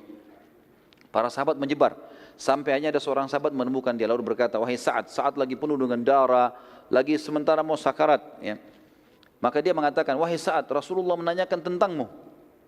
Kata dia, sampaikan salamku kepada Nabi SAW dan katakan kepada beliau, kalau semoga Allah membalas beliau dengan sebaik-baik balasan. Dan ya, sampaikan kepada beliau, kalau Sa'ad sudah mencium bau surga. Lalu kemudian dia bilang, sampaikanlah kepada sukuku, bahwasanya tidak ada uzur buat kalian meninggalkan Nabi SAW, sementara kalian tahu kebenaran di bawahnya, maka matilah di bawah agamanya. Saat berkata, jadi kalimat ini semua diucapkan, kemudian dia mengatakan, aku mencium bau surga, lalu wafatlah Sa'ad radhiyallahu anhu. Terbunuh kurang lebih 70 orang sahabat Nabi di perang Badar, di perang Uhud, diantaranya Hamzah radhiyallahu anhu. Dan kita tutup teman-teman sekalian dengan kisah mutilasinya Hamzah ini ya. Waktu jenazah Hamzah ditemukan, dan pada saat itu Hindun binti Utbah yang memang dendam dengan Hamzah, dia memanggil Wahsy. Manggil Wahsy kembali, dia mengatakan, belahkan untukku dadahnya, karena aku mau mengambil jantungnya. Beberapa buku sejarah yang mengatakan ini kisah dibenarkan, ada yang mengatakan juga ini tidak dibenarkan, nanti diragukan. Tapi kita ambil pendapat yang mengatakan dibenarkan, maka dibelahlah dada Hamzah. Karena riwayat yang sahih menjelaskan waktu Umar menceritakan nangisnya Nabi SAW melihat jasadnya Hamzah, ini menguatkan itu. Maka dibelahlah dada Hamzah, terjadi mutilasi, bagian hidungnya dipotong, dadanya dibelah, lalu dicabut jantungnya, dan Hindun berusaha memakannya tapi dia tidak mampu karena tidak mungkin makan mentah. Lalu kemudian dia mengatakan, inilah pembalasan karena kau telah membunuh ayahku, pamanku dan saudaraku. Akhirnya Hamzah pun radhiyallahu anhu di situ dibiarkan, digeletakin dan dilumurin dengan darah. Lalu kemudian mereka pun pulang ke Mekah. Allahu a'lam. Ini bahasan tentang perang Uhud tentunya teman-teman sekalian, dan nanti akan kita sampaikan, pertemuan akan datang perang Hamrat Asad. Jadi fase menangnya muslimin sudah kita jelaskan, fase kalahnya muslimin sudah kita jelaskan dan sebabnya. Nanti kita lihat ada fase kemenangan muslimin, dikenal dengan perang Hamrat Asad. Walaupun sebenarnya ini adalah lanjutan perang Uhud. Kenapa dikatakan perang Hamrat Asad? Karena Hamrat Asad nama sebuah tempat di mana Nabi SAW menyerang kembali Quraisy ke situ. Dengan pasukan yang luka-luka ini Nabi nyerang kembali. Nanti akan kita ceritakan pada pertemuan kita yang akan datang insya Allah. Baiklah, mungkin begitu bahasan kita insya Allah. Semoga Allah SWT berkahi majlis kita dan dijadikan sebagai tambahan amal kita pada hari kiamat. Dan semoga saja semua amal yang pernah kita kerjakan, sekecil sampai sebesar apapun, sampai menjelang ajal datang nanti diterima dengan kemahamurahannya. Dan semoga semua dosa yang pernah kita kerjakan sampai juga menjelang ajal datang dibanti dengan kemahamurahannya menjadi pahala. Dan kita berdoa agar Indonesia diberikan kemakmuran, ketentraman, kedamaian, dan seluruh muslimin agar kembali kepada Al-Quran dan Sunnah, dan Allah karunia pemimpin-pemimpin yang adil juga kembali kepada Al-Quran dan Sunnah, dan semoga Indonesia menjadi contoh bagi negara-negara yang lain.